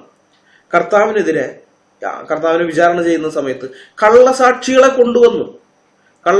കൊണ്ടുവന്ന് കർത്താവിനെതിരെ സാക്ഷി പറയിപ്പിച്ച സന്ദർഭം നമ്മൾ വായിക്കുന്നുണ്ടല്ലോ. അന്നേരം എന്താ കർത്താവ് ചെയ്തത്? അവനോ മിണ്ടാതിരുന്നു എന്നാണ് നമ്മൾ വായിക്കുന്നത്. മത്തായി സുവിശേഷം 26-ാം അധ്യായത്തിന്റെ 58 മുതൽ 62 വരെയുള്ള വാക്യങ്ങൾ. മഹാപുരോഹിതന്മാരും ന്യായാധിപ സംഘമൊക്കെയും യേശുവിനെ കൊല്ലേണ്ടതിന് അവന്റെ നേരെ കള്ളസാക്ഷ്യം അന്വേഷിച്ചു. കള്ളസാക്ഷികൾ പലരും വന്നിട്ടും പറ്റിയില്ല. ഒടുവിൽ 2 പേർ വന്നു. ദൈവമന്ദിരം പൊളിച്ച് 3 ദിവസം കൊണ്ട് വീണ്ടും പണിയുവാൻ എനിക്ക് കഴിയും എന്ന് ഇവൻ പറഞ്ഞു എന്ന് ബോധിപ്പിച്ചു. മഹാപുരോഹിതൻ എഴുന്നേറ്റ് അവനോട്, നീ ഒരു ഉത്തരവും പറയുന്നില്ലയോ? ഇവർ നിന്റെ നേരെ സാക്ഷ്യം പറയുന്നത് എന്ത് എന്ന് ചോദിച്ചു. യേശുവോ മിണ്ടാതിരുന്നു. കള്ളസാക്ഷികൾ വന്ന് തനിക്കെതിരെ പലതരം കള്ളങ്ങൾ പറയുന്നത് കേട്ടിട്ടും കർത്താവ് ഒരക്ഷരം മിണ്ടാൻ പോയില്ല. എന്നാൽ ദൈവവചനം ലംഘിക്കപ്പെടുന്നത് കണ്ടപ്പോൾ കർത്താവ് ശക്തമായ ഭാഷയിലാണ് പ്രതികരിച്ചത്. ദൈവവചനത്തിന് എതിരായിട്ട്, ദൈവവചനത്തിൽ പറഞ്ഞ കൽപ്പനകൾക്കൊക്കെ എതിരായിട്ട് ഇവർ ചെയ്യുമ്പോൾ നിങ്ങൾ നിങ്ങളുടെ പാരമ്പര്യം കൊണ്ട് ദൈവവചനത്തെ നിങ്ങൾ ദുർബലമാക്കി കളയുന്നു എന്ന് പറഞ്ഞു. അതുപോലെ ദൈവാലയത്തിനെ കള്ളന്മാരുടെ ഗുഹയാക്കി തീർക്കുന്നത് കണ്ടപ്പോൾ, അല്ലെങ്കിൽ അതിനെ വാണിഭശാല ആക്കി തീർക്കുന്നത് കണ്ടപ്പോൾ കർത്താവ് ശക്തമായിട്ട് പ്രതികരിച്ചു. ദൈവവചനത്തിനെതിരായിട്ട് ഹെരോദാവൊക്കെ നിന്നു കഴിഞ്ഞപ്പോൾ സ്വന്തം സഹോദരന്റെ ഭാര്യയെ അവന് ഭാര്യയായിട്ട് എടുത്തു. അതുകൊണ്ടാണ്, അത് പറഞ്ഞതിന്റെ പേരിലാണ് സ്നാപക യോഹന്നാന്റെ തല പോയത്. അപ്പൊ അങ്ങനെയൊക്കെയുള്ള കാര്യങ്ങൾ ചെയ്ത വ്യക്തിയെ കർത്താവ് കുറുക്കൻ എന്ന് വിളിച്ചു. ഇങ്ങനെ ഓരോ സന്ദർഭവും നോക്കിക്കഴിഞ്ഞാൽ ഇതെല്ലാം ദൈവവചനവുമായോ ദൈവാലയവുമായോ അല്ലെങ്കിൽ ദൈവജനവുമായോ ബന്ധപ്പെട്ടതാണ്. അങ്ങനെയുള്ള കാര്യങ്ങളൊക്കെ വന്നു കഴിഞ്ഞപ്പോഴാണ് കർത്താവ് പ്രതികരിക്കുന്നത്. എന്നാൽ സ്വന്തം കാര്യം വന്നപ്പോ, കള്ളസാക്ഷികൾ വന്ന് കള്ളം പറഞ്ഞപ്പോൾ പോലും കർത്താവ് എന്ത് ചെയ്തിട്ടില്ല? മിണ്ടിയില്ല, നിശബ്ദനായിട്ടിരുന്നു. പൗലോസിന്റെ കാര്യം ഇതുപോലെ തന്നെയാണ്. പൗലോസ് എത്രമാത്രം ഉപദ്രവമേറ്റു എന്ന് ബൈബിളിൽ നമ്മൾ കാണുന്നുണ്ട്. പ്രത്യേകിച്ച് 2 കൊരിന്ത്യർക്ക് എഴുതിയ 2-ാം ലേഖനം. അത് പൗലോസിന്റെ ആത്മകഥാപരമായ ഒരു രചനയാണ്. അത് വായിക്കുമ്പോൾ അറിയാം പൗലോസ് അനുഭവിച്ച കഷ്ടങ്ങൾ എന്തൊക്കെയാണെന്ന്. അപ്പോഴൊക്കെ പൗലോസ് ഉപദ്രവിച്ചവരെ ശപിക്കുകയോ ചീത്ത പറയുകയോ ഒന്നും ചെയ്യുന്നില്ല. ഇന്ന് ക്ലബ് ഹൗസിലും യൂട്യൂബിലൊക്കെ ഉള്ള ചില കത്തോലിക്കന്മാരുണ്ട്, ഒന്ന് പറഞ്ഞ് രണ്ടാമത്തേന് ഞാൻ നിന്റെ പരിശുദ്ധാത്മാവിന്റെ നാമത്തിൽ ശപിക്കുകയാണ് എന്നും പറഞ്ഞു നടക്കുന്നവന്മാര്. അതുപോലെയൊന്നും പൗലോസ് ചെയ്തില്ല. മനസ്സിലായ? ആ കഷ്ടം ഒക്കെ അനുഭവിക്കുക ചെയ്തത്, ആ പീഡനവും ബുദ്ധിമുട്ടും അതെല്ലാം സഹിക്കുക ചെയ്തത്. എന്നാൽ സുവിശേഷത്തിന്റെ കാര്യത്തിലോ ദൈവവചനം ലംഘിക്കപ്പെടുന്ന കാര്യത്തിലോ ദൈവസഭയുടെ കാര്യത്തിലോ ആരെങ്കിലും എതിരെ വന്നാൽ അതിശക്തമായ ഭാഷയിൽ പൗലോസ് അതിനെതിരെ നിൽക്കുന്നുണ്ട്. അവിടെ പൗലോസ് മിണ്ടാതിരിക്കുന്നില്ല, ശക്തമായ ഭാഷയിൽ തന്നെ പറഞ്ഞു. ഇപ്പൊ നമ്മൾ നേരത്തെ വായിച്ച അപ്പോസ്തല പ്രവൃത്തി 13-ാം അധ്യായത്തിലെ വിഷയം, അവിടെ സെർഗ്യോസ് 1-ാമത്തെ മിഷണറി യാത്രയാണ്. പൗലോസ് അപ്പോസ്തലന്റെ 1-ാമത്തെ മിഷണറി യാത്ര. പൗലോസും ബർന്നബാസും ഉണ്ട്. സെർഗ്യോസ് പൗലോസ് എന്ന് പറയുന്ന നാടുവാഴിയുടെ അടുക്കൽ ചെന്ന് പൗലോസ് അദ്ദേഹത്തോട് സുവിശേഷം പറയുകയാണ്. അപ്പൊ അദ്ദേഹം അത് കേട്ട് വിശ്വസിച്ച് രക്ഷിക്കപ്പെടുമെന്നുള്ള ഘട്ടം വന്നപ്പോഴാണ് എലീമാസ് എന്ന് പറയുന്ന ഈ വിദ്വാൻ ഇടയിൽ കയറുന്നത്. ദേശാധിപതിയുടെ വിശ്വാസത്തെ തടുത്തു കളയാൻ ശ്രമിക്കുകയാണ്. കാരണം ദേശാധിപതി രക്ഷിക്കപ്പെട്ടു കഴിഞ്ഞാൽ ഇവന്റെ പല ഉടായ്പകളും നടക്കുകയില്ല. അപ്പൊ അത് മനസ്സിലായതുകൊണ്ടാണ് അവൻ സുവിശേഷത്തിനെതിരെ നിൽക്കുന്നത്. ഇന്നും പല ആളുകളും സുവിശേഷത്തിനെതിരെ നിൽക്കുന്നത്. അവർ നിങ്ങളുടെ വീട്ടിൽ വന്നു കഴിഞ്ഞാൽ നിങ്ങൾ സുവിശേഷം പറയാൻ നിൽക്കരുത് എന്നൊക്കെ പറഞ്ഞുകൊണ്ട് ഇടയലേഖനങ്ങൾ വരെ വായിക്കുന്നത്. ഇതൊക്കെ തന്നെയാണ് കാരണം. സുവിശേഷം കേട്ട് സത്യം മനസ്സിലാക്കി വിശ്വാസത്തിലേക്ക് വന്നു കഴിഞ്ഞാൽ പല ഉടായ്പകളും നടക്കുകയില്ല, പലരുടെയും പല ഉടായ്പകളും നടക്കുകയില്ല. അതറിയാവുന്നതുകൊണ്ടാണ് തടയുന്നത്. അപ്പൊ അന്നും ഉണ്ട് ഇന്നും ഉണ്ട് അങ്ങനെയുള്ള ആളുകൾ. അപ്പൊ ഈ എലീമാസ് തടഞ്ഞപ്പോഴാണ് പൗലോസ് എന്ത് ചെയ്യുന്നത്? അത്ര രൂക്ഷമായ ഭാഷയിൽ അവനോട് സംസാരിക്കുന്നത്. എന്നാൽ പൗലോസിനെതിരെ എന്തെങ്കിലും വന്ന സമയത്ത് പൗലോസ് വേണ്ടിയിട്ടില്ല. അതിനെക്കുറിച്ചാണ് പറയുന്നത്, നിങ്ങൾ കൃപയോട് കൂടിയതും ഉപ്പിനാൽ രുചി വരുത്തിയതുമായ വാക്കുകൾ ഉപയോഗിക്കാൻ പറയുന്നത്. അല്ലാതെ ദൈവവചനത്തിനെതിരെ പറയുമ്പോഴോ ദൈവത്തിനെതിരെ പറയുമ്പോഴോ ദൈവജനത്തിനെതിരെയൊക്കെ പറയുമ്പോൾ അപ്പോൾ മിണ്ടാതിരിക്കണമെന്നല്ല പറഞ്ഞത്. അങ്ങനെയല്ല. ഇനി എബ്രായ ലേഖനകാരന്റെ ഭാഷ നമുക്കറിയാം. എബ്രായ ലേഖനം എഴുതാനിടയായ പശ്ചാത്തലം എന്താണെന്ന്. എബ്രായ വിശ്വാസികൾ അവർ ആദ്യകാലത്ത് നല്ല തീക്ഷ്ണതയോടെ മുന്നോട്ട് വന്നു. കർത്താവിന് വേണ്ടി വളരെ കഷ്ടം അനുഭവിക്കുകയും വളരെ ബുദ്ധിമുട്ടുകളൊക്കെ അനുഭവിച്ച് വളരെ തീക്ഷ്ണതയോടെ നിന്ന ആളുകളാണ്. എന്നാൽ പിന്നീട് പ്രശ്നങ്ങളും പ്രതിബന്ധങ്ങളും ഒക്കെ വന്ന സമയത്ത് അവർ മടുത്ത് പലരും പിന്മാറിപ്പോവുകയാണ്, വിശ്വാസത്തിൽ നിന്ന് പിന്മാറിപ്പോവുകയാണ്. അപ്പോഴാണ് എബ്രായ ലേഖനകാരൻ അവരെ ആ വിശ്വാസത്തിൽ ഉറപ്പിച്ചു നിർത്താൻ വേണ്ടി പറയുന്നത്, ദൈവത്തിൽ നിന്ന് നിങ്ങൾക്ക് ബാലശിക്ഷ കിട്ടുമ്പോൾ നിങ്ങൾ പിന്മാറിപ്പോവുകയാണെങ്കിൽ നിങ്ങൾ ശരിയായ വിശ്വാസികളല്ല. അതായത് നിങ്ങൾ ആഗ്രഹിക്കുന്നത് എന്താണ്? ദൈവത്തിൽ നിന്ന് ബാലശിക്ഷ കിട്ടരുത്. ഞങ്ങളുടെ ജീവിതത്തിൽ എന്തൊക്കെ തെറ്റുകൾ എന്തൊക്കെ വന്നാലും ദൈവം ഞങ്ങളെ ശിക്ഷിക്കാനേ പാടില്ല. അതൊക്കെ കണ്ട് ദൈവം മിണ്ടാതിരുന്നുള്ളൂ. അങ്ങനെയാണ് നിങ്ങൾ ആഗ്രഹിക്കുന്നതെങ്കിൽ നിങ്ങൾ ദൈവത്തിന്റെ മക്കളല്ല, നിങ്ങൾ കൗലടയന്മാരാണെന്ന് പറഞ്ഞത്. വിശ്വാസ ജീവിതത്തിൽ നിന്ന് പിന്മാറിപ്പോകാൻ തയ്യാറെടുത്താൽ അങ്ങനെയുള്ള ആ തീരുമാനത്തിൽ പോകുന്ന ആൾക്കാരോടാണ് ആ രൂക്ഷമായ ഭാഷ ഉപയോഗിച്ചതെന്ന് ഓർക്കണം. യാക്കോബും അതുപോലെ തന്നെയാണ് പറയുന്നത്. യാക്കോബൊക്കെ വളരെ സൗമ്യനായ മനുഷ്യൻ. നമ്മൾ ചരിത്രമൊക്കെ പരിശോധിക്കുമ്പോൾ കാണാം. ഒട്ടകത്തിന്റെ അദ്ദേഹത്തിന്റെ മുട്ടുകാലിനെ കുറിച്ച് പറഞ്ഞിരിക്കുന്നത് ഒട്ടകത്തിന്റെ മുട്ടുകാലാണെന്നാണ്. എന്ന് വെച്ചാൽ അത്രമാത്രം തഴമ്പ്, മുട്ടുകുത്തി പ്രാർത്ഥിച്ചതുകൊണ്ട് തഴമ്പ് അങ്ങനെ അത്രമാത്രം ഉണ്ടായിരുന്നു. അങ്ങനെയുള്ള ഒരു മനുഷ്യൻ. ആ മനുഷ്യനാണ് പറയുന്നത് വ്യഭിചാരണികളായുള്ളവരെന്ന്. കാരണം ഇവർ ലോകസ്നേഹമായിട്ട് പോവുകയാണ്. ക്രിസ്തുവിന്റെ സ്നേഹത്തിൽ ക്രിസ്തുവിനനുസരിച്ച് അങ്ങനെയല്ല പോകുന്നത്, ലോകത്തിന്റെ പുറകെ പോകുന്നു. അപ്പോൾ പറയേണ്ടി വന്നു അത്. അപ്പൊ ഞാൻ ഈ പറഞ്ഞതിന്റെ ചുരുക്കം നിങ്ങൾക്ക് മനസ്സിലായി ഇപ്പൊ എന്താണെന്ന്, ബൈബിൾ എന്താണ് സൗമ്യത എന്നുള്ളത് കൊണ്ട് അർത്ഥമാക്കുന്നത് എന്നുള്ളത് നിങ്ങൾക്ക് പിടികിട്ടിയോ? ദൈവത്തിനോ ദൈവവചനത്തിനോ ദൈവജനത്തിനോ നേരെ ആരെങ്കിലും എന്തെങ്കിലും പറയുകയോ പ്രവർത്തിക്കുകയോ ചെയ്താൽ അതിശക്തമായ രീതിയിൽ അതിനെ എതിർക്കുകയും അപ്പോൾ തന്നെ വ്യക്തിപരമായി തനിക്കെതിരെ വരുന്ന എന്ത് ആരോപണമോ ആക്രമണമോ കർത്താവിന്റെ നാമത്തിൽ ക്ഷമിക്കുകയും ചെയ്യുക എന്നതാണ് ബൈബിൾ പഠിപ്പിക്കുന്ന സൗമ്യത. മനസ്സിലായോ? ബൈബിൾ പറയുന്ന സൗമ്യത അങ്ങനെയുള്ളതാണ്. അല്ലാതെ എന്ത് പറഞ്ഞാലും ആരെന്ത് പറഞ്ഞാലും അത് കേട്ട് മിണ്ടാതിരിക്കുക എന്നുള്ളതല്ല. ഈ തിരിച്ചറിവിന്റെ അടിസ്ഥാനത്തിലാണ് എനിക്കെതിരെ ആര് എന്ത് നുണ പറഞ്ഞാലും അതിന് മറുപടിയോ വിശദീകരണമോ കൊടുക്കേണ്ടതില്ല എന്ന് ഞാൻ തീരുമാനമെടുത്തതും ഇപ്പോഴും പാലിച്ചു പോരുന്നതും. എനിക്കെതിരെ എന്തോരം നുണകൾ, ഇപ്പൊ റോമൻ കത്തോലിക്കരാണ് ഏറ്റവും കൂടുതൽ നുണകൾ എനിക്കെതിരെ പറഞ്ഞുകൊണ്ടിരിക്കുന്നത്. ഇത്രയും നാള് ജിഹാദികളും സംഘികളും ഈ നിരീശ്വരവാദികളും എല്ലാവരും പറഞ്ഞത് ഇത്ര കൊല്ലങ്ങളായിട്ട് പറഞ്ഞുകൊണ്ടിരുന്നില്ലേ, അതിന്റെ ഈക്വലായിട്ട് വരും ഇപ്പൊ ഏതാണ്ട് 2 കൊല്ലത്തോളമായിട്ട് ഈ റോമൻ കത്തോലിക്കർ എനിക്കെതിരെ പറയുന്നത്. മറ്റൊരു 1 ദശാബ്ദത്തിൽ മേലെ പറഞ്ഞുകൊണ്ടിരിക്കുന്ന സംഭവമാണ്. അതും ഇതും തട്ടിച്ചു നോക്കും. അവരെല്ലാവരും കൂടി ചേർന്ന് പറഞ്ഞ നുണകൾ, എനിക്കെതിരെ പറഞ്ഞ നുണകളും കത്തോലിക്കർ ഇപ്പൊ പറയുന്ന നുണകളും ഈക്വലായിട്ട് വരും. അതുപോലെ നുണയാണ് ഉമ്മാർ പറഞ്ഞുകൊണ്ടിരിക്കുന്നത്. പക്ഷെ ഞാൻ ഇതുവരെ മിണ്ടുന്നില്ല. അതിനെതിരെ ഞാൻ മറുപടി പറയാൻ പോകുന്നില്ല, വിശദീകരണം കൊടുക്കില്ല. ആകെ ഒരെണ്ണം പറഞ്ഞിട്ടുള്ളത് ഒരു 18 കോടി എനിക്കെതിരെ വന്നു എന്ന് പറഞ്ഞപ്പോൾ എനിക്കത് ചിരി വന്നു, കോമഡി ആയിട്ട് തോന്നി. 18 കോടി കുഴൽ പണം ബാങ്ക് വഴി റോമൻ കത്തോലിക്കർ എനിക്ക് അയച്ചു തന്നു എന്നൊക്കെ പറഞ്ഞ് ഇവര് നടത്തിയപ്പോൾ അതിന് മാത്രമേ ഒരു മറുപടി ഞാൻ പറഞ്ഞുള്ളൂ. അത് ഇങ്ങനെ ചില സംഗതികൾ നടക്കുന്നുണ്ട്. കത്തോലിക്കരിൽ കുറച്ച് ആളുകൾ എനിക്കെതിരെ ഇങ്ങനെയൊക്കെ പറഞ്ഞുകൊണ്ട് നടക്കുന്നുണ്ടെന്നും ബാക്കിയുള്ളവർ അറിയണം എന്ന് ആഗ്രഹിച്ചിട്ട് ഞാനത് ചെയ്തെന്ന് മാത്രമാണ്. പിന്നെ അതും വിട്ടു, പിന്നെ അങ്ങനെയുള്ളതിന്റെ പുറകെ പോയിട്ടില്ല. എന്നാൽ ദൈവവചനത്തിനെതിരെയോ ദൈവത്തിനെതിരെയോ ദൈവജനത്തിനെതിരെയോ ആരെങ്കിലും എന്തെങ്കിലും ഇതുപോലെ ഇല്ലാത്തത് പറഞ്ഞാൽ ഇതേ നിലപാട് തന്നെയായിരിക്കും ഞാൻ പിന്തുടരുന്നതെന്ന് ആരെങ്കിലും ചിന്തിച്ചാൽ അവർ വിഡ്ഢികളുടെ സ്വർഗത്തിലാണെന്ന് മാത്രമേ എനിക്ക് പറയാനുള്ളൂ. എനിക്കെതിരെ പറയുമ്പോൾ ഞാൻ മിണ്ടാതിരിക്കുന്നത് പോലെ ഇത്തരം കാര്യങ്ങളിലും ഞാൻ മിണ്ടാതിരിക്കും എന്ന് ഒരുത്തരും വ്യാമോഹിക്കണ്ട, അങ്ങനെ ചിന്തിക്കണ്ട. എനിക്കെതിരെ പറഞ്ഞാൽ ഓക്കെ, എനിക്ക് കുഴപ്പമില്ല, ഞാൻ മിണ്ടാതിരിക്കും. കാരണം കർത്താവ് കാണിച്ചു തന്ന മാതൃക അതാണ്. പക്ഷേ ദൈവത്തിനെതിരെയോ ദൈവജനത്തിനെതിരെയോ ഒക്കെ നിങ്ങൾ ഇങ്ങനെ പറഞ്ഞു കഴിഞ്ഞാൽ അത് കേട്ട് ഞാൻ മിണ്ടാതിരിക്കുകയില്ല, ശക്തമായി പ്രതികരിക്കും. അവരത് പ്രതികരിച്ചിട്ടുണ്ട്, ആ മാതൃക എന്റെ മുമ്പാകെ ഉണ്ട്. ഇതെന്റെ കാര്യം മാത്രമല്ല ഞാൻ ഈ പറയുന്നത്, ഞങ്ങളുടെ കൂട്ടത്തിലുള്ളവരും ഇതേ നിലപാട് പിന്തുടരുന്നവരാണ്. ആദ്യകാലത്ത് മുസ്ലിങ്ങളാണ് ഞങ്ങൾക്കെതിരെ നുണകൾ പടച്ചുവിട്ടിരുന്നതെങ്കിൽ ഇപ്പൊ തലശ്ശേരി ബിഷപ്പ് ജോസഫ് പാമ്പലായനിയുടെ അനുഗ്രഹാശിസുകളോടെ രംഗത്ത് വന്നിരിക്കുന്ന റോമൻ കത്തോലിക്കരാണ് ഞങ്ങൾക്കെതിരെ നുണകൾ പടച്ചുവിട്ടുന്നത്.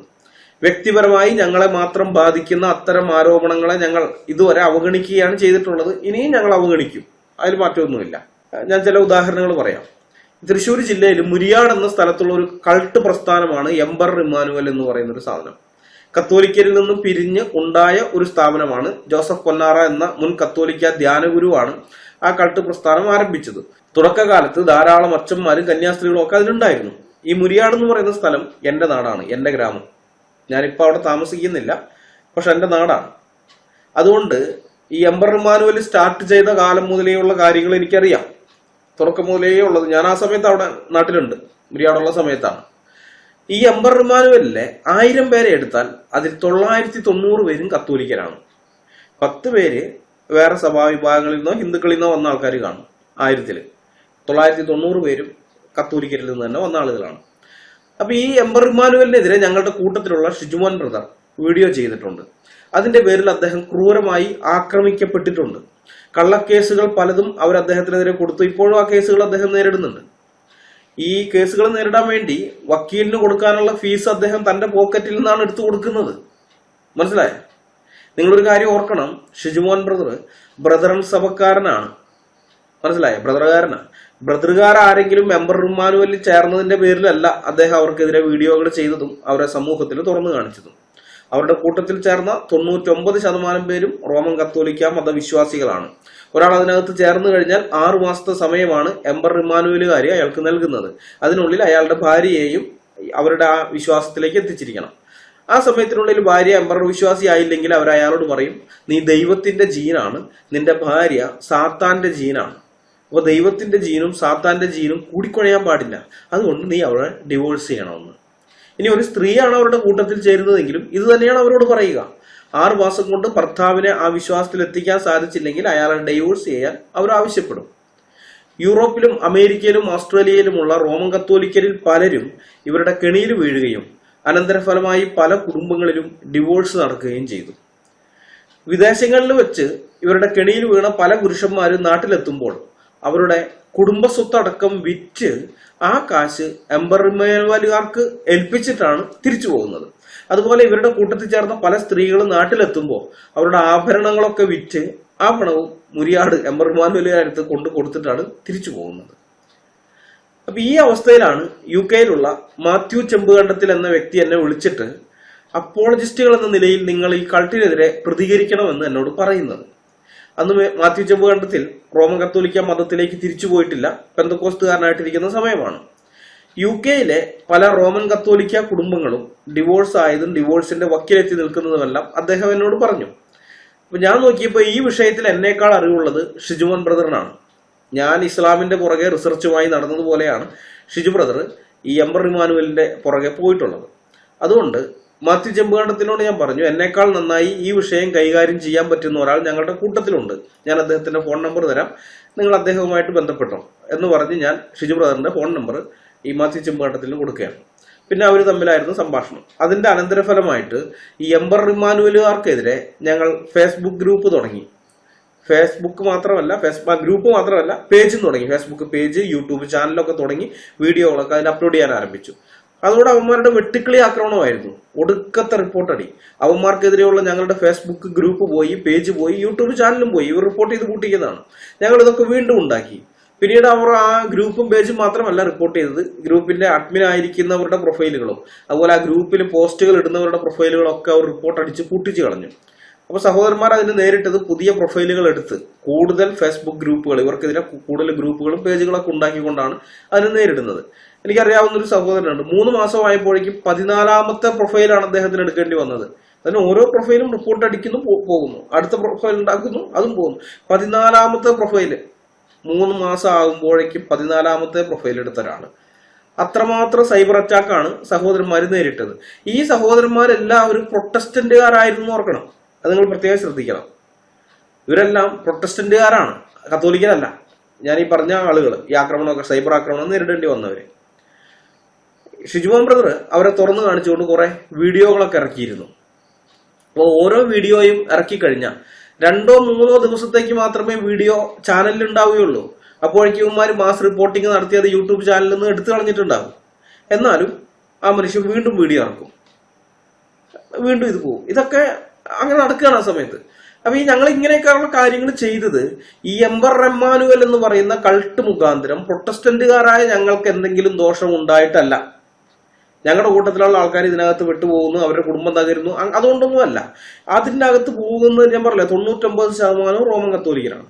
അപ്പൊ അവരുടെ അവസ്ഥ കണ്ടിട്ടാണ്, അവരുടെ കുടുംബ ജീവിതങ്ങൾ തകരുന്ന ചരിത്രം കേട്ടിട്ടാണ് ഷിജു ബ്രദറും മറ്റ് സഹോദരന്മാരും ഒക്കെ ഇവർക്കെതിരെ നിന്നത്. ഈ എംബർ ഇമ്മാനുവലിനെതിരെ സംസാരിക്കുന്നവർക്കെതിരെ കള്ളക്കേസ് കൊടുത്ത് അവരെ ഒതുക്കുന്നത് അവരുടെ സ്ഥിരം പരിപാടിയാണ്. വളരെയധികം സ്വാധീനം അവർക്കുണ്ട് ഭരണതലത്തിൽ, പോലീസ് അങ്ങനെയുള്ള ഇടങ്ങളിലൊക്കെ അവർക്ക് നല്ല, ഇന്നില്ല, ഇന്ന് കുറഞ്ഞു, അന്നുണ്ടായിരുന്നു. ഞാൻ മുരിയാട്ടുകാരനായതുകൊണ്ട് എനിക്ക് നന്നായിട്ട് അറിയാതെ. ഈ എംബർ ഇമ്മാനുവലിൽ ചെന്നുപെട്ട പല പ്രമുഖരുമുണ്ട്. അതിലൊരാളാണ് ഒളിമ്പ്യൻ മയൂഖ ജോണി. എംബർ ഇമ്മാനുവലിനെതിരെ നിൽക്കുന്ന ശക്തരായ ശത്രുക്കളെ ഒതുക്കാൻ മയൂഖ ജോണിയെ കൊണ്ടാണ് അവര് കേസ് കൊടുപ്പിക്കാറുള്ളത്. പല ആളുകൾക്കെതിരെയും മയൂഖ ജോണി പീഡന പരാതി നൽകിയിട്ടുണ്ട്. പീഡനം എന്ന് പറയുന്നത് ലൈംഗിക പീഡനമല്ല, വെർബൽ അബ്യൂസ് ആണ് മയൂഖ ജോണി. എന്നാൽ ലൈംഗിക പീഡന പരാതി അവർ കൊടുത്തിട്ടുണ്ട്. അത് തന്റെ സുഹൃത്തിനെ ബലാത്സംഗം ചെയ്തു എന്ന് പറഞ്ഞുകൊണ്ടായിരിക്കും. തന്റെ സുഹൃത്തായ ഇന്ന വ്യക്തി ബലാത്സംഗം ചെയ്തു എന്നൊക്കെ പറഞ്ഞുകൊണ്ട്. എന്നാൽ അവരുടെ കേസിൽ അങ്ങനെയുള്ളതല്ല. വെർബൽ അബ്യൂസ്, എനിക്കെതിരെ വെർബൽ അബ്യൂസ് നടത്തി എന്ന് പറഞ്ഞുകൊണ്ടൊക്കെ കേസ്. ഈ മയൂഖ ജോണി കൊടുത്ത തന്റെ സുഹൃത്തിനെ ബലാത്സംഗം ചെയ്തെന്നാൽ പരാതിയിൽ ഒരു പരാതി എന്നല്ല, കുറെ പരാതി അങ്ങനെയുള്ള കൊടുത്തിട്ടുണ്ട്. പിന്നെ തനിക്കെതിരെ ഉള്ളതെന്നും പറഞ്ഞു കൊടുത്തിട്ടുണ്ട്. അപ്പൊ ഈ പരാതിയിൽ കഴമ്പില്ല എന്നും പറഞ്ഞ് ക്രൈംബ്രാഞ്ച് ഇന്ത്യയുടെ പരമോന്നത കോടതിയായ സുപ്രീം കോടതിയിൽ മൊഴി കൊടുത്തിട്ടുള്ളതാണ്. ഇത് കഴമ്പില്ലാത്ത പരാതിയാണ്, അതായത് കള്ളപ്പരാതിയാണ് മയൂഖ ജോണി കൊടുത്തതെന്നും പറഞ്ഞുകൊണ്ട് സുപ്രീം കോടതിയിൽ ക്രൈംബ്രാഞ്ചിന്റെ മൊഴിയുണ്ട്. ഇനി ഇത് മാത്രമല്ല കേട്ടോ, വേറെ സംഭവം ഉണ്ട് ഇതിനകത്ത്. ഈ മയൂഖ ജോണി പല ആൾക്കാർക്കെതിരെ ഇങ്ങനെ കേസുകൾ കൊടുപ്പിച്ചിട്ടുള്ളതിനാൽ ഇപ്പൊ കോടതി മയൂഖ ജോണി അടക്കം 10 പേർക്കെതിരെ കേസെടുത്ത് അന്വേഷണം നടത്താൻ ഉത്തരവിട്ടിട്ടുണ്ട്. അത് സ്വാഭാവികമാണല്ലോ. ഒരാൾ പോയിട്ട് ഒരു പരാതി കൊടുക്കുകയാണ്, എന്നെ പീഡിപ്പിച്ചു, വാക്കാൽ എന്നെ പീഡിപ്പിച്ചു എന്ന് പറഞ്ഞുകൊണ്ട് പരാതി കൊടുത്തു. ഓക്കെ, സാധ്യതയുണ്ടല്ലോ, ആ കേസെടുക്കും. രണ്ടാമത്തത് ഓക്കെ, സാധ്യതയുണ്ട്. മൂന്നാമത്തത് ഓക്കെ. പക്ഷെ 10, 15, 20 കേസൊക്കെ വരുമ്പോഴോ ഒരാൾ തന്നെ ഇങ്ങനെ പറഞ്ഞുകൊണ്ടിരുന്നു കഴിഞ്ഞാൽ അപ്പൊ കോടതിക്ക് സംശയമാവും. അത് തന്നെയാണ് സംഭവിച്ചത് മയൂഖ ജോണിയുടെ കാര്യത്തില്. ഈ സോഷ്യൽ മീഡിയയിൽ എംബർ ഇമ്മാനുവലിനെതിരെ ഷിജുമോൻ ബ്രദറിന്റെ നേതൃത്വത്തിലുള്ള ആക്രമണത്തിന് മുമ്പിൽ പിടിച്ചു നിൽക്കാൻ പറ്റാതായ ഈ എംബർ ഇമ്മാനുവൽ ടീം പലവട്ടം അദ്ദേഹത്തിനെതിരെ കേസുകൾ കൊടുത്തിട്ടുണ്ട്. ഷിജു ബ്രദറിനെതിരെ ധാരാളം കേസുകൾ അവർ കൊടുത്തിട്ടുണ്ട്. അവസാനം മയൂഖ ജോണിയെ കൊണ്ടും ഷിജു ബ്രദറിനെതിരെ കേസ് കൊടുപ്പിച്ചിട്ടുണ്ട്. ഈ മയൂഖ ജോണി കൊടുത്ത കേസൊക്കെ രസമാണ്. ഷിജു ബ്രദർ വെർബൽ അബ്യൂസ് നടത്തിയെന്നും പറഞ്ഞ് ഡേറ്റ് ഒക്കെ ഉണ്ട് കൃത്യമായിട്ട്. അപ്പൊ ആ ഡേറ്റ് എനിക്ക് നല്ല ഓർമ്മയുണ്ട്. കാരണം എന്ന് വെച്ച് കഴിഞ്ഞാൽ ഇവര് മൂവാറ്റുപുഴ ഒരു പ്രോഗ്രാം നടത്തുകയാണ്. ഈ എംബർ ഇമ്മാനുവൽ ടീം മൂവാറ്റുപുഴ അവരുടെ ധ്യാനവും മറ്റുമൊക്കെ നടത്തുകയാണ്. അപ്പൊ അവിടെയുള്ള വാഴക്കുളത്തുള്ള ഫ്രാൻസിസ് കല്ലുങ്കൽ, അദ്ദേഹം എന്നെ വിളിച്ചിട്ട് പറഞ്ഞു, ഇവർക്കെതിരെ ഇവരുടെ ഈ ധ്യാനം കഴിഞ്ഞ് പിറ്റേ ദിവസം തന്നെ നമ്മളൊരു മറുപടി പ്രസംഗം നടത്തണം എന്ന് പറഞ്ഞു. അപ്പൊ ബ്രദർ വരണം, ബ്രദർ ചെയ്യണം എന്ന് പറഞ്ഞു. ഞാൻ അത് ഈ മധ്യ ജമ്മുകണ്ഡത്തിലെ കോർണകളൊക്കെ മുമ്പാണ്, വർഷങ്ങൾക്ക് മുമ്പാണ്. അപ്പൊ ഞാൻ ഫ്രാൻസിസ് ബ്രദറിനോട് പറഞ്ഞു, ഷിജു ബ്രദർ ഉണ്ട്, അദ്ദേഹമാണ് ഈ വിഷയത്തിൽ എന്നെക്കാൾ നന്നായിട്ട് സംസാരിക്കാൻ പറ്റുന്നത്, അദ്ദേഹത്തിനെ കൊണ്ട് ചെയ്യിപ്പിക്കാന്ന് പറഞ്ഞു. അങ്ങനെ ഷിജു ബ്രദർ ആ ശുശ്രൂഷ ചെയ്യാമെന്ന് പറഞ്ഞ് ഏറ്റെടുക്കുന്നു. പിന്നെ അതിന് വേണ്ടുള്ള നോട്ടൊക്കെ തയ്യാറാക്കണമല്ലോ. ഇവരെന്തൊക്കെയാണ് പറയുന്നത്, ഇവരുടെ ഉപദേശമൊക്കെ വളരെ രഹസ്യമാണ്. അപ്പൊ ഇവരുടെ ഈ കാര്യങ്ങൾ ഇവരുടെ വെബ്സൈറ്റിൽ പോയിട്ട് കുറച്ച് കാര്യങ്ങൾ കിട്ടും. അപ്പൊ അതൊക്കെ നോക്കാൻ വേണ്ടിയിട്ട് ഷിജു ബ്രദറിന്റെ കയ്യിൽ അന്ന് ലാപ്ടോപ്പോ മറ്റോ ഒന്നും ഇല്ല. അപ്പൊ അതുകൊണ്ട് അദ്ദേഹം എന്റെ വീട്ടിലേക്ക് വരുന്നു. രാവിലെ വന്ന് വൈകുന്നേരമാണ് തിരിച്ചു പോകുന്നത്. ഞങ്ങൾ രണ്ടുപേരും കൂടി ഇരുന്നിട്ടാണ് ഇവരുടെ വെബ്സൈറ്റ് ഒക്കെ പരിശോധിക്കുകയും മറ്റു കാര്യങ്ങളൊക്കെ ചെയ്യുന്നത്. അങ്ങനെ ഒരു 3 ദിവസം തുടർമാനമായിട്ട് ഷിജു ബ്രദറിന്റെ വീട്ടിൽ വരുന്നുണ്ട്. 4ാമത്തെ ദിവസം ഞങ്ങൾ അവിടെ പോയിട്ട് പ്രോഗ്രാം അവതരിപ്പിച്ചു. അപ്പൊ ആ 3 ദിവസത്തിലെ ഒരു ദിവസമാണ് മയൂഖ ചോളി പറയുന്നത്. അതായത് അവരുടെ ധ്യാനം നടക്കുന്ന സമയം, ആ ധ്യാനം നടന്നുകൊണ്ടിരിക്കുന്ന ആ ഒരു ദിവസത്തിൽ ഞാൻ അവിടെ ധ്യാനം കൂടാൻ വേണ്ടി അങ്ങോട്ടേക്ക് പോകുമ്പോൾ അവിടെ ഇടയിൽ നിന്നിരുന്ന ഈ ഷിജുമോൻ എന്ന് പറയുന്ന ആള് എന്നെ പച്ചത്തെറി വിളിച്ചു എന്നൊക്കെ പറഞ്ഞുകൊണ്ടാണ് കേസ് കൊടുത്തത്. പക്ഷെ യഥാർത്ഥത്തിൽ ആ ദിവസം ഷിജു ബ്രദർ എന്റെ കൂടെ എന്റെ വീട്ടിലാണ് ഇരുന്നതെന്ന് എനിക്ക് നല്ലവണ്ണം അറിയാം. അപ്പൊ ഈ കള്ളക്കേസാണ്, ഇങ്ങനെയൊക്കെയുള്ള കേസുകളാണ്. അപ്പൊ ഈ ഓരോ കേസ് വരുമ്പോഴും റോമൻ കത്തോലിക്കരിൽ നിന്ന് യാതൊരു സഹായവും അദ്ദേഹത്തിന് കിട്ടിയിട്ടില്ല. അദ്ദേഹം ആരോട് പോയി സഹായം ചോദിച്ചിട്ടുമില്ല. എനിക്കത് വ്യക്തമായിട്ട് അറിയാം.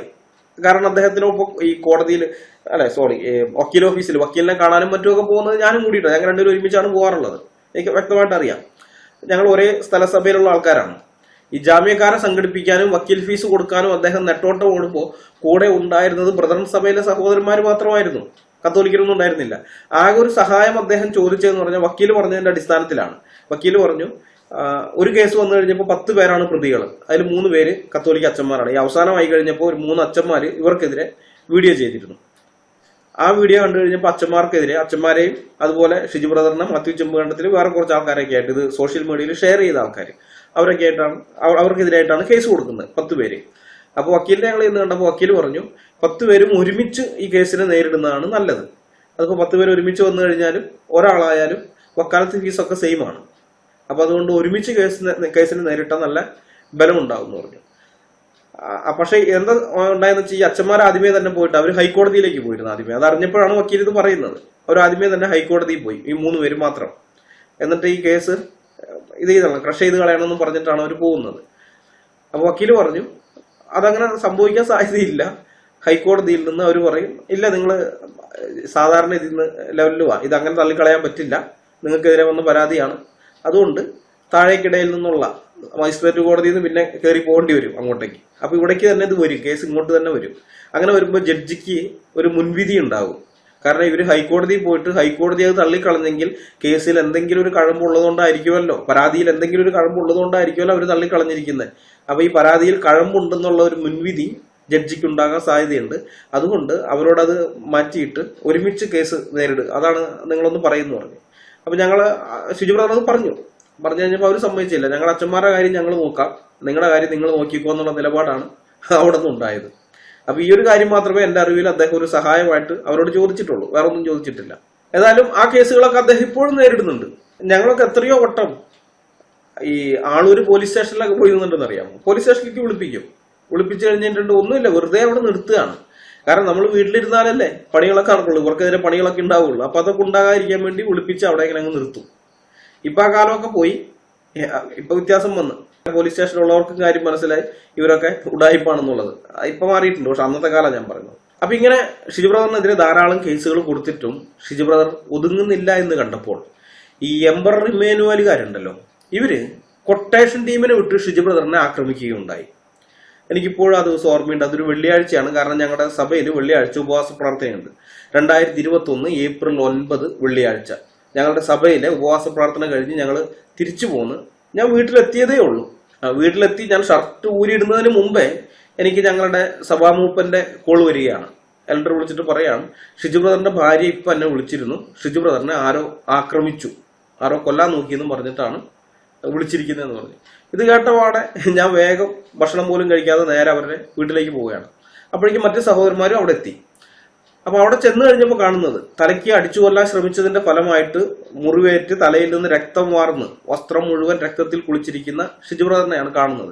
അപ്പൊ ഇത് കണ്ടപ്പോൾ ആശുപത്രി കൊണ്ടുപോകുന്നതിന് മുമ്പേ അത് ലൈവ് ചെയ്ത് ലോകത്തെ അറിയിക്കണം എന്ന് എനിക്ക് തോന്നി. കാരണം ഞാൻ മുരിയാട്ടുകാരനായതുകൊണ്ട് എംബർ ഇമ്മാനുവലിന്റെ സ്വാധീനത്തെ കുറിച്ച് എനിക്കറിയാം. ഞാൻ പറഞ്ഞല്ലോ, ഇത് ഇപ്പൊ അല്ല, അന്നത്തെ കാലത്ത്. ഇന്ന് എംബർ ഇമ്മാനുവലിനൊക്കെ കേട്ട് കഴിഞ്ഞാൽ പോലീസുകാരെന്തോ ക്രിമിനലുകളുടെ പേര് കേട്ട പോലെയാണ് നമ്മൾ നോക്കാറുള്ളത്. പക്ഷെ അന്ന് അങ്ങനെ ആയിരുന്നില്ല. അപ്പൊ ഈ കേസ് കോടതിയിൽ വരുമ്പോൾ പോലീസ് എങ്ങനെയാവും റിപ്പോർട്ട് സമർപ്പിക്കുക എന്ന് നമുക്കറിയില്ലല്ലോ. അതുകൊണ്ട് ഇത് ലൈവ് ചെയ്യണമെന്ന് തോന്നി. മാത്രമല്ല അതിനേക്കാളും പ്രധാനപ്പെട്ട കാര്യം ഞാൻ ചിന്തിച്ചത്, ഹോസ്പിറ്റലിൽ വെച്ചും ഷിജു ബ്രദറിന് നേരെ ആക്രമണം ഉണ്ടാകാൻ സാധ്യതയുണ്ട്. അപ്പൊ അതിനൊരു തടയിടാൻ ഈ സംഭവം ലോകത്തെ അറിയിക്കണം. അങ്ങനെ വന്നു കഴിഞ്ഞാൽ പിന്നെ ആശുപത്രി വന്നിട്ട് ആക്രമിക്കാനുള്ള സാധ്യത കുറവാണ്. ഞങ്ങളുടെ സർക്കാർ ആശുപത്രിയിലേക്കാണ് പോകുന്നത്. അതുകൊണ്ട് ഞാൻ അപ്പം തന്നെ ഒരു FB ലൈവ് ചെയ്തു. അതിനുശേഷമാണ് ഞങ്ങൾ ഹോസ്പിറ്റലിൽ പോയത്. ഇപ്പോ ഈ കത്തോലിക്കർ എന്താ ചെയ്യുന്നതെന്ന് അറിയാമോ?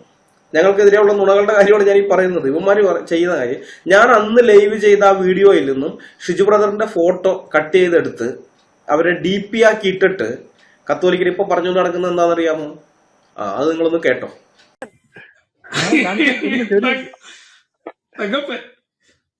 തങ്കപ്പന്റെ ഈ ഫോട്ടോ ഒക്കെ എന്റെ ഉണ്ടെന്ന് തങ്കപ്പൻ അറിയടാ തങ്കപ്പ.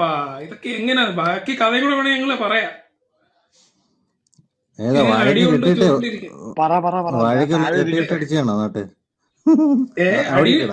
ചുരുണ്ടിരിക്കുന്ന photo, അടികൊണ്ട് ചുരുണ്ടിരിക്കുന്ന photo. അത് കണ്ടിട്ട് അതിന്റെ വാഴ പിടിച്ച് കെട്ടിട്ട് അടിച്ചതാന്ന് തോന്നുന്നല്ലോടി. ഓ, പുള്ളിയെ പിടിച്ചിട്ട് അടിച്ചോണ്ട ലേലു അല്ലേലു ലേലു അല്ലേലു എന്ന് പറഞ്ഞ ടീവ. മനസ്സിലായോ? എന്റെ വേറൊരു ഇങ്ങനൊക്കെ അബ്രഹാം കള്ളു കുടിച്ചിട്ട് ഡാൻസ് കളിക്കുന്ന മുണ്ടൊക്കെ പറഞ്ഞു. അതെ അങ്ങനൊക്കെ വേണ്ടത്. ഇല്ല, വെറൈറ്റി ഫോട്ടോസ് ഇനി ഇറങ്ങും. ഇനി വേറെ കുറെ ഫോട്ടോസ് ഉണ്ട്. നമ്മൾ പിന്നെ ഇതൊക്കെ ഇങ്ങനെ പാണ്ടക്കെട്ട് ഇങ്ങനെ അഴിക്കാതിരിക്കുകയാണ്. മനസ്സിലായോ?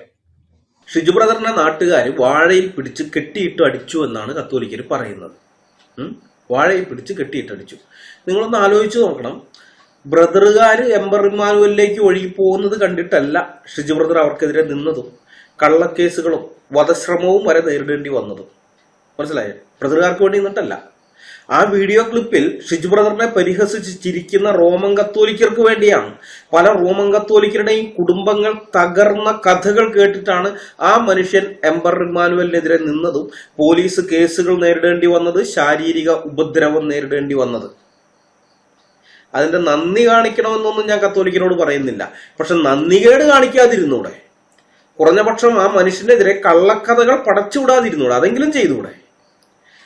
ഏതായാലും ഇവന്മാര് ഷിജു ബ്രദറിനെ നാട്ടുകാർ പിടിച്ച് വാഴയിൽ കെട്ടിയിട്ട് അടിച്ചു എന്ന നരേഷൻ ഇറക്കിയത് കണ്ടപ്പോൾ ഞാൻ മാത്യു ചെമ്പ് കണ്ടത്തിലിനെ ഫോൺ വിളിച്ച് വിവരം പറഞ്ഞു. ആ സമയം റോമൻ കത്തോലിക്ക മതത്തിലേക്ക് ഈ മാത്യു ചെമ്പ് കണ്ടത്തിൽ തിരിച്ചു പോയിരുന്നു. അപ്പൊ അദ്ദേഹം ഇടയ്ക്കൊക്കെ ഈ റോമൻ കത്തോലിക്കർ ഞങ്ങൾക്കെതിരെ ഇടുന്ന റൂമുകളിൽ, റോമൻ കത്തോലിക്കരുടെ റൂമുകളിൽ സ്പീക്കറായി വരാറുള്ളതുമാണ്. അദ്ദേഹം അവിടെ വന്നു കഴിഞ്ഞിട്ടുണ്ട്, സംസാരിക്കാറുണ്ട് ഞങ്ങൾക്കെതിരെയൊക്കെ അവരിടുന്ന റൂമുകളിൽ. അപ്പൊ ഈ വിവരം അറിഞ്ഞു കഴിഞ്ഞപ്പോൾ മാത്യു പറഞ്ഞു, ഞാൻ അവർക്കെതിരെ ഒന്നും പറയില്ല. അതായത് ഷിജു ബ്രദറിനെ കുറിച്ച് ഇങ്ങനെ നുണ പറഞ്ഞ ആ കൂട്ടരുണ്ടല്ലോ, അവർക്കെതിരെ ഞാൻ ഒന്നും പറയില്ല. പക്ഷെ ഷിജു ബ്രദറിന് അടി കിട്ടിയത് എന്ത് കാരണം കൊണ്ടാണ് എന്നുള്ള കാര്യം ഞാൻ ക്ലബ് ഹൗസിൽ ഒന്ന് പറയാമെന്ന് പറഞ്ഞു. ഞാൻ അത് സമ്മതിച്ചു. അങ്ങനെ മാത്യു ചെമ്പ് കണ്ടത്തിൽ ഞങ്ങളുടെ റൂമിൽ വന്ന് ഷിജുമോൻ ബ്രദറിന് നേരെ എംബർ ഇമ്മാനുവലുകാരിൽ നിന്നുണ്ടായ ശാരീരിക ആക്രമണത്തിന്റെ ചരിത്രം എന്തായിരുന്നു അത് വിവരിച്ചു പറഞ്ഞു. അതോടെ ഷിജു ബ്രദറിനെതിരെ കള്ളക്കഥകൾ മെനഞ്ഞ റോമൻ കത്തോലിക്കർ നാണം കെട്ടു. ആ നാണക്കേട് മറയ്ക്കാൻ വേണ്ടി അവർ അടുത്തൊരു റൂം ഇടുകയാണ്. ആ റൂമിൽ അവർ പറയുന്ന ന്യായീകരണം അതൊന്ന് കേട്ടു നോക്കിക്കോ. എന്തോ പറഞ്ഞെന്നുള്ള കാര്യം പറയാം. പിന്നെ എംപയർമെന്റിൽ പോയി തല്ലുണ്ടാക്കി എന്നുള്ള കാര്യമൊക്കെ രണ്ടാമത്തെ കാര്യം. അത് അവര് പറഞ്ഞല്ലേ, അവരുണ്ടെന്ന് തെളിവൊക്കെ ഇട്ടിനിപ്പോ. നമ്മുടെ ഒരു ഫോട്ടോ കിട്ടിയിട്ടുണ്ട്. ഈ തല്ലി പദം പറ്റിയ, നാട്ടുകാർ തല്ലി പദം പറ്റിയ ഒരു ഫോട്ടോ കിട്ടിയിട്ടുണ്ട്. ഈ പറയുന്ന ഷിജുമോൻ തങ്കപ്പന്റെ. അത് എന്തിന് ആണ് തല്ല് കിട്ടിയെന്നുള്ള കാര്യം അവനാണ് പറയേണ്ടത്, ഞങ്ങൾക്കല്ലല്ലോ തല്ല് കിട്ടിയത്. നീ പറയണ എന്റെ ഷിജുമോനെ, അതിന്റെ തെളിവും കൂടെ അങ്ങ് വെക്ക്. അതല്ലാതെ നീ ഞങ്ങളുടെ മണ്ടയ്ക്ക് കൊണ്ട് ചാരിയിട്ട് ഇവിടെ വിശുദ്ധനോ പരിശുദ്ധനോ ഒന്നും ആകാൻ ശ്രമിക്കണ്ട. നിനക്ക് അവിടെ എംപയർമെന്റിൽ തല്ലിട്ട് ആയിക്കോട്ടെ, അങ്ങനെ ആയിക്കോട്ടെ. ഇനി അതല്ല നീ പെണ്ണുപിടിക്കാൻ പോയതിനെ തല്ലിട്ട് അത് അങ്ങനെ ആയിക്കോട്ടെ. ഇനി അതല്ല വല്ല പെട്രാജിമ്മിയിലോട്ട് വല്ല മറ്റേ ഈ ഭണ്ഡാരം മോഷ്ടിക്കാൻ പോയാന്നുണ്ടെങ്കിൽ അങ്ങനെ കാണില്ലട്ടെ. അല്ലെന്നുണ്ടെങ്കിൽ വേറെ വല്ല മറ്റേ ഈ ഇതിന്റെ ചർച്ചിലുള്ള ഏതെങ്കിലും മറ്റേ ആരുടെയെങ്കിലും പോക്കറ്റ് അടിക്കാൻ പോയാൽ അങ്ങനെ തല്ല് കിട്ടിയാൽ അങ്ങനെ ഇരിക്കട്ടെ. അല്ല ഇനിയിപ്പം മറ്റേ എന്താ ഈ കഴിക്കാൻ ഫുഡ് ഇല്ലാത്തതുകൊണ്ട് അടുത്തുള്ള ഏതെങ്കിലും കടയിൽ നിന്ന് മോഷ്ടിക്കാൻ പോകണ തല്ല് കിട്ടിയാന്നുണ്ടെങ്കിൽ അതും ഇരിക്കട്ടെ. ഇതൊന്നും ഞങ്ങൾ പറയത്തില്ല. ഷിജുമോൻ അടി കിട്ടിയത് എന്തിനാണെന്ന് അവനാണ് പറയേണ്ടതെന്നാണ് അവർ പറയുന്നത്.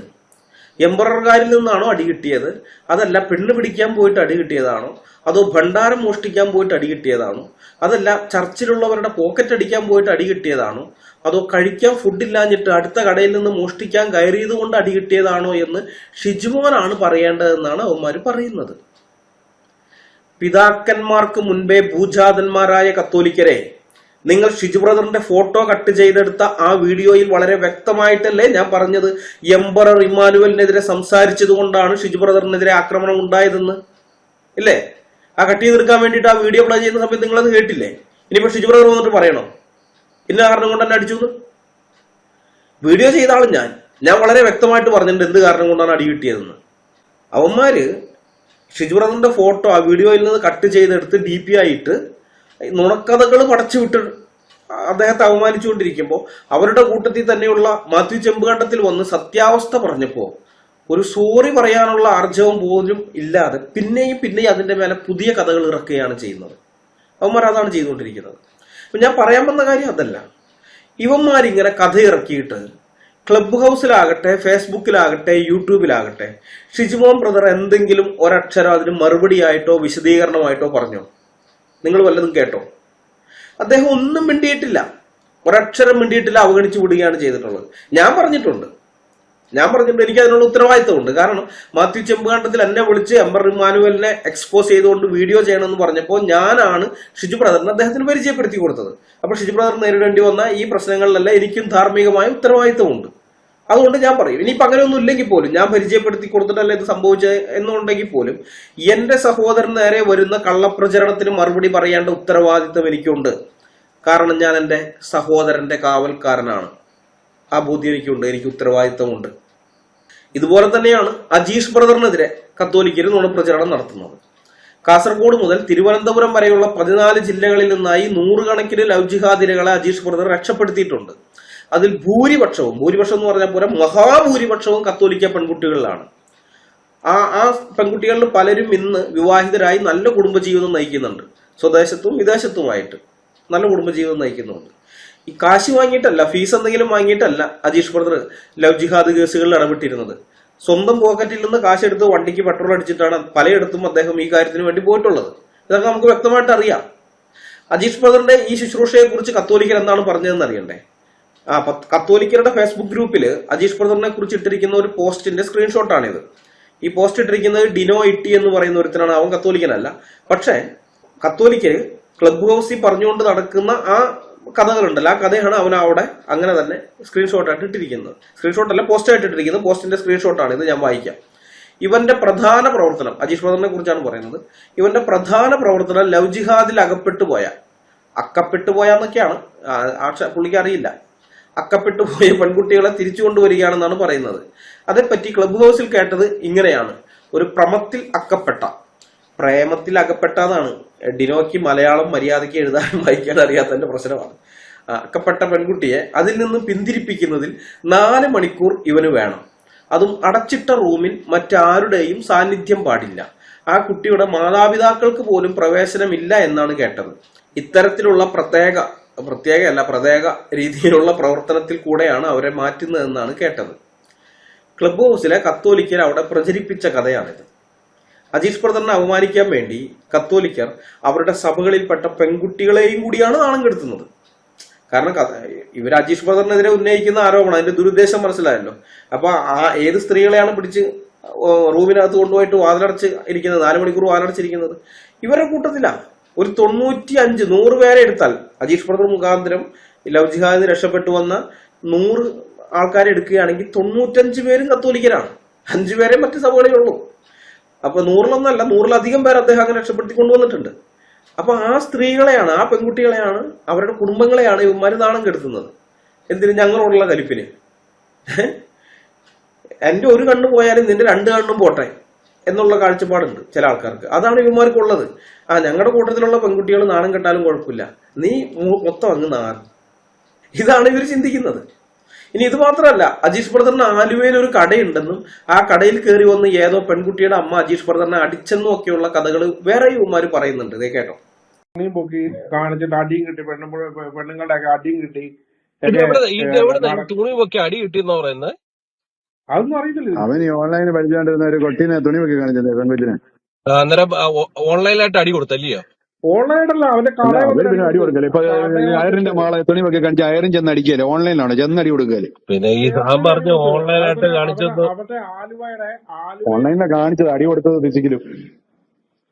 ആലുവയില് അവരുടെ കടയിൽ ചെന്നിട്ടാണ് അവരുടെ അടി കൊടുത്തത്.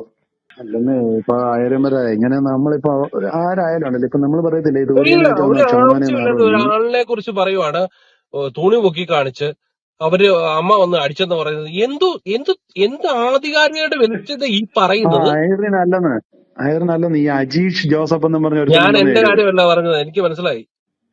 ഈ അജീഷിന്റെ അപ്പൊ കാര്യം ഇത് പറഞ്ഞു, നോക്കിക്കോ, ആരും അയാൾ അല്ലല്ലോ. നല്ല രീതിയിൽ ജീവിക്കുന്ന വ്യക്തിയാണെന്നുണ്ടെങ്കിൽ ദയവ് ചെയ്തിട്ട് ഇവരുടെ അടുത്തേക്ക് പോവാതിരിക്കുക. അതായത് പറഞ്ഞു കഴിഞ്ഞാൽ എന്താ പറയാ, മുല്ലപ്പൂമ്പടി ഏറ്റുകിടക്കുക. ഇപ്പൊ മുല്ലപ്പൂ തന്നെയല്ല, അല്ലല്ല മുല്ലപ്പൂമ്പടിയാ തൂറിയനെ ചുമന്നവനെന്ന് അത് പറയുന്ന അതിന് തന്നെ, പറയാം. അതാണ് അതിന് ചേരുന്നത്. അപ്പം അയാൾ നല്ല വ്യക്തിയാണെന്നുണ്ടെങ്കിൽ അയാൾ ഇവരോടൊക്കെ മാറി നിൽക്കുക. ഈ അജീഷ് ബ്രദറിന്റെ കട ആലുവയിൽ എവിടെയാണെന്ന് ഞാൻ കുറെ കാലം അവന്മാരോട് ചോദിച്ചു നടന്നു. ഇന്ന് വരെ എനിക്ക് ഉത്തരം കിട്ടിയിട്ടില്ല. കാരണം പുള്ളിക്ക് അങ്ങനെ ഒരു കടയില്ല. അറിയാം, അജീഷ് ബ്രദറിനെ അറിയാവുന്നവർക്ക് അറിയാം. ഞങ്ങൾ ഇതെല്ലാം കേട്ട് ചിരിച്ചതിന് കണക്കില്ല. ഈ ക്ലിപ്പ് ഞങ്ങളുടെ കയ്യിലെത്തി കഴിഞ്ഞപ്പോൾ ഞങ്ങളുടെ വാട്സാപ്പ് ഗ്രൂപ്പിനകത്ത് ഞങ്ങൾ ഇത് പ്ലേ ചെയ്ത് വെച്ചിട്ടുണ്ട്. കുറെ ചിരിച്ചതാണ്. കാരണം ഇല്ലാത്ത കാര്യമാണ് ഇത്. അദ്ദേഹത്തിന് അറിയാവുന്നവർക്ക് അറിയാം, കടയില്ല, ഇങ്ങനത്തെ സംഭവം ഒന്നും നടന്നിട്ടുമില്ല. അപ്പൊ ഇതുപോലെ നട്ടാൽ കുറുക്കാത്ത നുണകളാണ് ഈ കത്തോലിക്കര് ഞങ്ങൾക്കെതിരെ പറഞ്ഞുകൊണ്ട് നടക്കുന്നത്. ഇവരിങ്ങനെയൊക്കെ നുണ പറഞ്ഞ് അപമാനിച്ചിട്ടും അജീഷ് ബ്രദർ അവർക്ക് എന്തെങ്കിലും മറുപടിയോ വിശദീകരണമോ കൊടുക്കുന്നത് നിങ്ങൾ കണ്ടിരുന്നോ? നിങ്ങൾ എവിടെയെങ്കിലും കേട്ടോ? ഇല്ല, അജീഷ് ബ്രദർ അത് അവഗണിച്ചു വിടുകയാണ് ചെയ്തത്. പിന്നെ ചില സമയത്ത് ഈ ചർച്ചയുടെ സമയത്തോ മറ്റോ ഒക്കെ ആയിട്ട് എന്തെങ്കിലും ഈ കാര്യങ്ങളിലൊക്കെ പറഞ്ഞു കഴിഞ്ഞാൽ അന്നേരം തിരിച്ചവരോട് ചോദിക്കും, തെളിവ് കാണാന്നൊക്കെ പറഞ്ഞിട്ടുണ്ട്. അത് ശരിയാണ്. അതല്ലാതെ ഇത് വിശദീകരിക്കാൻ വേണ്ടി തന്നെ ഒരു റൂം ഇട്ടിട്ട് ഇതാ ഇവരുടെ ഇന്ന ആരോപണങ്ങൾക്ക് മറുപടി എന്നും പറഞ്ഞിട്ട് അങ്ങനെയൊന്നും ഞങ്ങൾ ചെയ്തിട്ടില്ല, ചെയ്യേയില്ല. പക്ഷേ അജീഷ് ബ്രദർ ഇപ്പൊ വേറൊരു കാര്യം ചെയ്യുന്നുണ്ട്, അതുകൂടി ഞാനൊന്ന് പറയാം. ആക്ഷേപരഹിതനായിരിക്കാൻ ആഗ്രഹിക്കുന്ന ഏതൊരാളും ചെയ്യുന്ന കാര്യം അജീഷ് ബ്രദർ ഇപ്പൊ ചെയ്യുന്നു. എന്താന്ന് വെച്ചാൽ, ഒരു ലവ് ജിഹാദ് കേസിനെ കുറിച്ച് ആരെങ്കിലും ഇപ്പൊ ഫോൺ വിളിച്ചിട്ട് പറയാണ്, അദ്ദേഹത്തോട് പറയാണ് ഇങ്ങനെ ഒരു കേസ് ഉണ്ട്, ബ്രദർ ഒന്ന് ഇടപെടണം, ഒന്ന് വന്ന് സംസാരിക്കണം എന്ന് പറഞ്ഞാൽ അദ്ദേഹം ആദ്യം അവരോട് ചോദിക്കുന്നത് ഈ ലവ് ജിഹാദിന്റെ ഇര ഏത് സഭയിൽപ്പെട്ട ആളാണെന്നാണ് അത് ചോദിക്കുന്നതാണ്. അപ്പൊ കത്തോലിക്ക വിഭാഗത്തിൽപ്പെട്ട ആളാണെന്ന് അറിഞ്ഞാൽ അദ്ദേഹം പറയും, നിങ്ങളുടെ ഇടയിൽ ലവ് ജിഹാദ് കേസുകൾ കൈകാര്യം ചെയ്യുന്ന ആൾക്കാരൊക്കെ ഉണ്ടല്ലോ, ക്ലബ് ഹൗസിൽ കുറെ പേരൊക്കെ ഉണ്ട്, നിങ്ങൾ അവരോട് പോയി പറ, അവര് ഇതൊക്കെ ചെയ്തോളും, അവരോട് പറ, ഞാൻ വരുന്നില്ല, എനിക്ക് ഈ പേര് ചീത്തയാക്കാൻ താല്പര്യമില്ല എന്നും പറഞ്ഞ് അദ്ദേഹം ഒഴിഞ്ഞു മാറുകയാണ് ഇപ്പൊ ചെയ്യുന്നത്. ഇവരുടെ കേസിൽ മാത്രമാണ്, കത്തോലിക്കരുടെ കേസിൽ മാത്രമാണ്. ബാക്കിയുള്ള ഏത് സഭാ വിഭാഗത്തിലായാലും ഹിന്ദു മതത്തിൽപ്പെട്ടവരായാലും ശരി അദ്ദേഹം പോകുന്നുണ്ട്. ഹിന്ദു മതത്തിൽപ്പെട്ട പല പെൺകുട്ടികളെ അടക്കം അദ്ദേഹം പുറത്തു കൊണ്ടുവന്നിട്ടുണ്ട്, അതൊക്കെ ചെയ്യും. പക്ഷെ ഇവരുടെ കേസിൽ മാത്രം ഇങ്ങനെ പറഞ്ഞ് അദ്ദേഹം ഒഴിയാണ് ചെയ്യുന്നത്. എനിക്കെതിരെയും കത്തോലിക്കൽ കുറെ നുണകൾ പറഞ്ഞുകൊണ്ട് നടക്കുന്നുണ്ട്, ഇഷ്ടം പോലെ. എനിക്കെതിരെയുള്ള പറയാനാണെങ്കിൽ ഇത് കുറെ വീഡിയോകൾ വേണ്ടി വരും, ഒറ്റ വീഡിയോ ഒന്നുമല്ല. അവരുടെ വേറെ ഒന്നും ഞാൻ വിശദീകരണമൊന്നുമില്ല, ക്ലിപ്പുകൾ ഇങ്ങനെ ചുമ്മാ കേൾപ്പിച്ചാൽ മാത്രം മതി. എനിക്കെതിരെയുള്ള നുണകൾ മാത്രം ക്ലിപ്പുകൾ കേൾപ്പിക്കാനാണെങ്കിൽ കുറെ ഒരു 10-15 വീഡിയോ, 1.5 മണിക്കൂറുള്ള 10-15 വീഡിയോ ചെയ്യേണ്ടി വരും. അത്രമാത്രം നുണകളാണ്. ഞാൻ അതുകൊണ്ട് ഒരെണ്ണം മാത്രമേ ഇപ്പൊ കേൾപ്പിക്കുന്നുള്ളൂ. TF സഭയൊന്നുമല്ല, TF കള്ളന്മാരാണ്. ഈ ലോകത്തിലെ ഏറ്റവും വലിയ കള്ളന്മാരാണ് TF എന്ന് പറഞ്ഞിട്ടുണ്ടെങ്കില്. ഈ അനിൽ അയ്യപ്പൻ എന്ന് പറഞ്ഞ ടീം ഞാൻ പറഞ്ഞുതരാം, ഞാൻ കുറച്ച് പറഞ്ഞു കൊടുക്കട്ടെ ഈ അൽനായർക്ക്. ഈ അനിൽ അയ്യപ്പൻ എന്ന് പറഞ്ഞ ടീം നിങ്ങൾ കേട്ടോട്ടാ, ഈ കത്തോലിക്ക സഭയിൽ നിന്ന് ഈ അനിൽ അയ്യപ്പന് എല്ലാ മാസം വാടക പോകുന്നുണ്ട്. അത് നിങ്ങൾക്കറിയോ? കത്തോലിക്ക സഭയിൽ നിന്ന് ഒരു വ്യക്തിയിൽ നിന്ന് എല്ലാ മാസം ഈ അനിൽകുമാർ അയ്യപ്പന് ഇപ്പോഴും വാടക പോയിക്കൊണ്ടിരിക്കുകയാണ്. എത്രയോ ഒരു 2 കൊല്ലമായിട്ട്. ഇനി ഈ വ്യക്തി നാട്ടിലേക്ക് വന്നപ്പോൾ ഇവരെല്ലാവരും ലുലുവിലേക്ക് പോയപ്പോൾ അനിൽ അയ്യപ്പൻ പറഞ്ഞത് എനിക്ക് 10 ഷഡ്ഡി വാങ്ങിച്ചു തരണം എന്നാ പറഞ്ഞത്. അത്രയും അല്ല, അങ്ങനത്തെ കാര്യം നടന്ന കാര്യമാണ്, നടക്കാത്ത കാര്യമല്ലത്, നടന്ന കാര്യം. അജീഷ് അപ്പൊ 2 ജീൻസ് ലെവീസ് ജീൻസും 10 ഷഡ്ഡിയും വാങ്ങിച്ച ടീമാണ് ഈ അനിൽകുമാർ അയ്യപ്പൻ. അത്രയും ഉളുപ്പില്ലാത്തവരാണ്, ഒരു ഷഡ്ഡി പോലും വാങ്ങിക്കാൻ വകുപ്പില്ലാത്തവനാണ് ഈ അനിൽകുമാർ അയ്യപ്പൻ. നാണോ മാനോ ഉണ്ടോ നിനക്ക് അനിൽകുമാർ അയ്യപ്പ? ഇതാണ് അവന്റെ ചരിത്രം. ഓക്കെ, ഈ കത്തോലിക്കരുടെ ഒരു ഗതികേട് നോക്കണേ. കുറച്ചു നാൾ മുമ്പ് ഇവന്മാര് പറഞ്ഞുകൊണ്ട് നടന്നത് എനിക്ക് 18 കോടി രൂപ ബാങ്ക് വഴി കുഴൽപ്പണമായി വന്നിട്ടുണ്ടെന്നായിരുന്നു. ഒക്കെ കത്തോലിക്കർ അയച്ചു തന്ന കാശ്. അതാണ് ആദ്യം പറഞ്ഞത്. പക്ഷെ ഇപ്പൊ പറയാണ് ഒരു ഷഡ്ഡി വാങ്ങാൻ പോലും കാശില്ലാത്തവരാണ് അനിൽകുമാർ അയ്യപ്പൻ. അതുകൊണ്ട് അനിൽകുമാർ അയ്യപ്പന്റെ വീടിന്റെ വാടക കൊടുക്കുന്ന പോലും കത്തോലിക്ക സഭയാണെന്നാണ്. 18 കോടി ആസ്തിയുള്ളവൻ എന്തിനാ 10 ഷഡ്ഡിക്ക് വേണ്ടി വേറൊരാളോട് കെഞ്ചേണ്ടി വരുന്നത്? അവൻ എന്തിനാ ഇപ്പോഴും വാടക വീട്ടിൽ കിടക്കുന്നത്? 18 കോടി ഉള്ളവന് കത്തോലിക്ക സഭ എന്തിനാ വീട്ടുവാടക കൊടുക്കുന്നത് എന്നൊന്നും നിങ്ങൾ ചോദിക്കരുത്. ബുദ്ധിയുടെ കാര്യത്തിൽ മദ്രസ പൊട്ടന്മാരെക്കാളും വളരെ താഴെയാണ് ഇവന്മാര്. കഥകൾ ഉണ്ടാക്കുമ്പോൾ കേൾക്കുന്നവർ വിശ്വസിക്കുന്ന രീതിയിലുള്ള കഥകൾ ഉണ്ടാക്കാൻ ഈ പൊട്ടന്മാർക്ക് അറിയില്ല. അതുകൊണ്ടാണ് ഇങ്ങനെയുള്ള കഥകളൊക്കെ അടിച്ചുവിടുന്നത്. ഇതുപോലെ ഞങ്ങളുടെ കൂട്ടത്തിലുള്ള മറ്റ് സഹോദരന്മാർക്കെതിരെയും ഇഷ്ടംപോലെ കഥകൾ, ഇതേ രീതിയിലുള്ള ധാരാളം ആരോപണങ്ങൾ കത്തോലിക്കർ ഉന്നയിക്കുന്നുണ്ട്. ഞങ്ങളുടെ കൂട്ടത്തിലുള്ള ജിമ്മിച്ചായനെതിരെ അദ്ദേഹം ഭണ്ഡാരപ്പെട്ടി മോഷ്ടിച്ചു എന്നും പറഞ്ഞുകൊണ്ടൊരു കഥ. അതുപോലെ തന്നെ ജെയ്സബ്രാം ബ്രദറിനെതിരെ, അത് പെണ്ണ് കേസാണ്. വേറെ ഓരോരുത്തർക്കെതിരെ ഞാനിങ്ങനെ ആലോചിക്കുകയാണ്. ഓരോരുത്തരെ ചിലതൊന്നും പുറത്തു പറയാൻ എന്റെ വായിലൂടെ എനിക്ക് പറയാൻ സാധ്യമല്ലാത്ത തരത്തിലുള്ള ആരോപണങ്ങളാണ്. അപ്പൊ ഇതെല്ലാം അവർ പറയുന്നുണ്ട്. ഈ ദാവാക്കാരും സംഖ്യകളും ഞങ്ങളെ കുറിച്ച് കുറേയേറെ നുണകൾ പറഞ്ഞു വരുത്തിയിട്ടുണ്ട്. പക്ഷെ ഈ കത്തോലിക്കര് ഇപ്പൊ ഞങ്ങളെ കുറിച്ച് പറയുന്ന നുണകളുണ്ടല്ലോ, ആ നുണകളുടെ മുമ്പിൽ ദാവാക്കാരും സംഖ്യകളും ഒന്നല്ല. അവരുടെ നുണകളൊന്നുമല്ല. നേരത്തെ പറഞ്ഞില്ലേ, അവര് ഒരു 10-15 കൊല്ലമായിട്ട് ഞങ്ങൾക്കെതിരെ പറയുന്ന ആ നുണകളും ഇവന്മാർ 2 കൊല്ലമായിട്ട് പറയുന്ന നുണകളും ചേർത്ത് വെച്ചാൽ ഏതാണ്ട് ഈക്വലായിട്ട് വരും. ഇനി ഒരു 6 മാസം കൂടി കഴിഞ്ഞ് കഴിഞ്ഞാൽ അവരെ വെട്ടിക്കും ഇവര്. അത്രയധികം നുണകളാണ് കത്തോലിക്കര് ഞങ്ങൾക്കെതിരെ പടച്ചു വിട്ടുകൊണ്ടിരിക്കുന്നത്. അപ്പൊ വ്യക്തിപരമായി ഞങ്ങൾക്കെതിരെ പറഞ്ഞ ഇത്തരം നുണകളെ ഞങ്ങൾ അവഗണിച്ചു വിടുകയാണ് ചെയ്തിട്ടുള്ളത്. ഞങ്ങൾ ഇതിനൊന്നും റൂമിട്ട് മറുപടി കൊടുക്കാനൊന്നും പോയിട്ടില്ല. പിന്നെ എപ്പോഴാണ് ഞങ്ങൾ ഇവർക്കെതിരെ സംസാരിക്കാൻ തുടങ്ങിയതെന്ന് അറിയാമോ? എപ്പോഴാണെന്ന്? ഇവർ ബൈബിളിനെതിരെ തിരിഞ്ഞപ്പോഴാണ്. ഇവർ ബൈബിളിനെതിരെ, ഈ കത്തോലിക്കർ ബൈബിളിനെതിരെ തിരിഞ്ഞു. അപ്പോഴാണ് ഞങ്ങൾ ഇവർക്കെതിരെ സംസാരിക്കാൻ തീരുമാനിക്കുന്നത്. അതും കത്തോലിക്ക സഭയ്ക്കെതിരായിട്ടൊന്നുമല്ല, ഈ വ്യക്തികൾക്കെതിരെ. പക്ഷെ നിർഭാഗ്യവശാൽ എന്താ പ്രശ്നം എന്നറിയാമോ? ഇവർക്കെതിരെ സംസാരിച്ചു കഴിഞ്ഞാൽ അത് കത്തോലിക്ക സഭയ്ക്കെതിരെ സംസാരിച്ചതായിട്ടാണ് ബാക്കി കത്തോലിക്കർ എടുക്കുന്നത്. ഇതിനകത്തുള്ള ഇങ്ങനെ നുണകളൊന്നും പറയാണ്ടൊക്കെ നടക്കുന്ന കുറെ എണ്ണം ഉണ്ട്. ഇതൊക്കെ കണ്ടിട്ട് മിണ്ടാണ്ട് ഇങ്ങനെ പ്രോത്സാഹിപ്പിച്ചുകൊണ്ടിരിക്കുന്നവർ, മൗനത്തിലൂടെ സമ്മതം കൊടുത്തുകൊണ്ടിരിക്കുന്ന കുറെ എണ്ണം ഉണ്ട്. അപ്പൊ ഇവന്മാർക്കെതിരെ പറഞ്ഞു കഴിഞ്ഞാൽ അത് കത്തോലിക്ക സഭയ്ക്കെതിരെ പറഞ്ഞു. അങ്ങനെയായിട്ടാണ് ഇവര് പ്രചരിപ്പിക്കുന്നത്. ഇത് കുറെ ആയി കഴിഞ്ഞപ്പോൾ ഞാൻ വിചാരിച്ചു, എന്തിനാ ഇത് വെറുതെ ചീത്തപ്പേര് കേൾക്കുന്നത്? കത്തോലിക്ക സഭയ്ക്കെതിരെ ഒരു അക്ഷരം മിണ്ടാതെ നമ്മൾ കത്തോലിക്ക വിരുദ്ധനായിട്ട് നമ്മൾ മുദ്ര കുത്തുകയാണ് ഇവര്. എന്നാ പിന്നെ വെറുതെ ചീത്തപ്പേര് കേൾക്കണ്ട, ചീത്തപ്പേര് നമ്മൾ ചെയ്തിട്ട് തന്നെ കേൾക്കാം. അതിനുശേഷമാണ് ഞാൻ കത്തോലിക്ക സഭയ്ക്കെതിരെ സംസാരിക്കാൻ തുടങ്ങുന്നത്. ഇപ്പൊ അതുകൊണ്ടെന്നല്ല, ഇപ്പൊ ഞാൻ അവരെ കുറിച്ച് അവരുടെ ചരിത്രം പഠിച്ചു കൃത്യമായിട്ട്. ഒരു 400 വർഷത്തിനിടയിൽ അവരെ കുറിച്ച് എഴുതപ്പെട്ടിരിക്കുന്ന ധാരാളം പുസ്തകങ്ങൾ, ഇംഗ്ലീഷ് പുസ്തകങ്ങൾ ഞങ്ങളുടെ കൈവശം കിട്ടി, പഠിച്ചു വന്നതുകൊണ്ടാണ്, അതിന്റെ അടിസ്ഥാനത്തിലാണ് ഇപ്പൊ എതിർക്കുന്നത്. അത് വേറെ, ആ എതിർപ്പ് പുറകെ ഞാൻ വിശദീകരിക്കാം.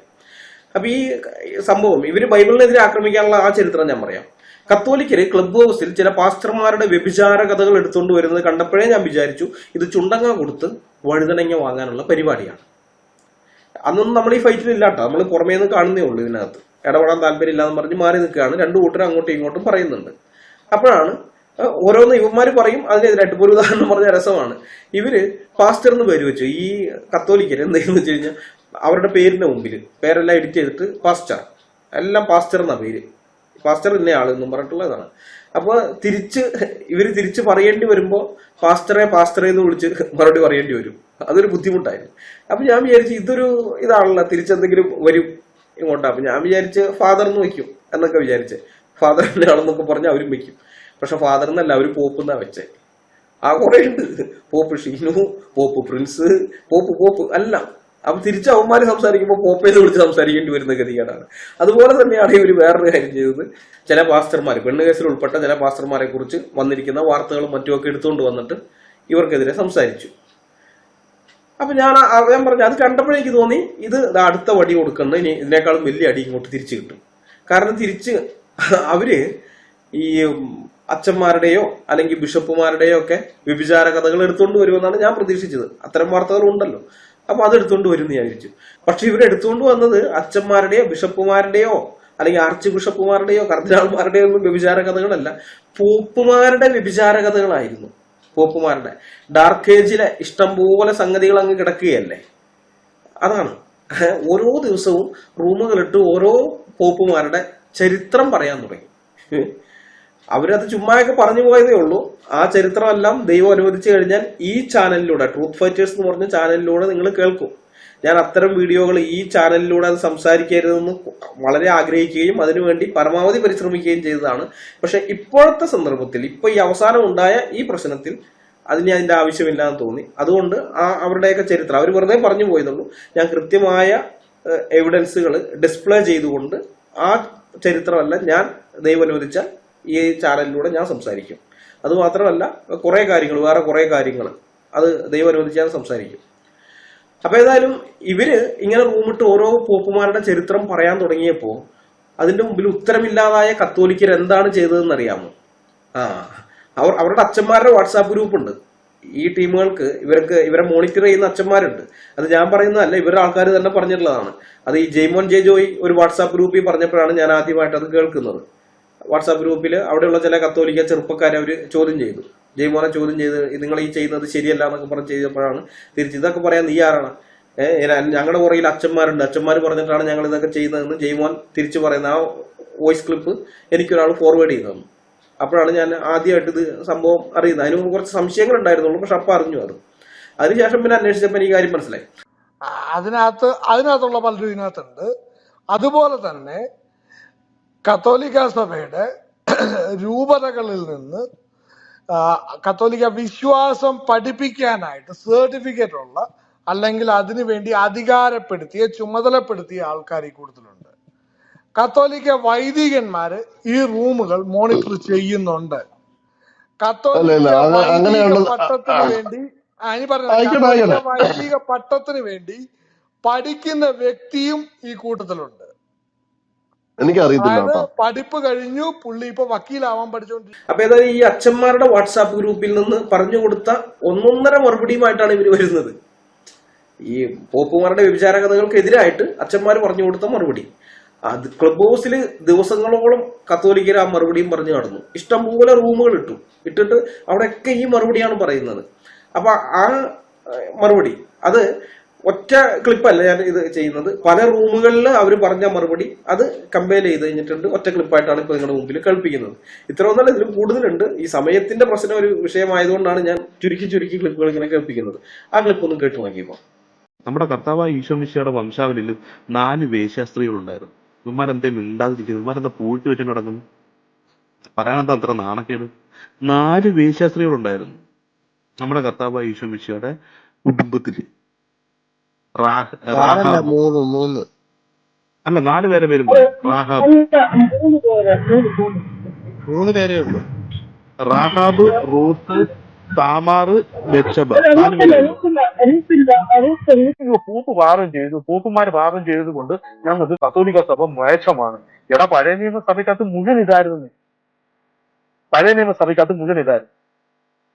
നിങ്ങൾ ഇതിനെങ്ങനെ വെളുപ്പിക്കുന്നു? അനിൽകുമാർ കുറെ നാൾ വെളുപ്പിക്കാൻ നടന്നായിരുന്നു, കുറെ വീഡിയോ ഇറക്കിയായിരുന്നല്ലോ അബ്രഹാമിന്റെ യുദ്ധത്തെ പറ്റി വെളുപ്പിക്കാനായിട്ട്. ഞാൻ വീണ്ടും ചോദിക്കുന്നു, സാറ അബ്രഹാമിന്റെ ആരായിരുന്നു? അനിൽകുമാർ ഇപ്പൊ നാളെ നീ വെളുപ്പിക്കണം. നിനക്ക് എങ്ങനെ ബൈബിളിന്റെ യുദ്ധത്തിനെ പറ്റി നിനക്ക് എങ്ങനെ വെളുപ്പിക്കാൻ പറ്റും? അതൊക്കെ ദൈവം കൊടുത്താണെന്നാണോ നിന്റെ ധാരണ? എന്റെ ദൈവം അത്തരക്കാരനൊരു ദൈവമല്ല.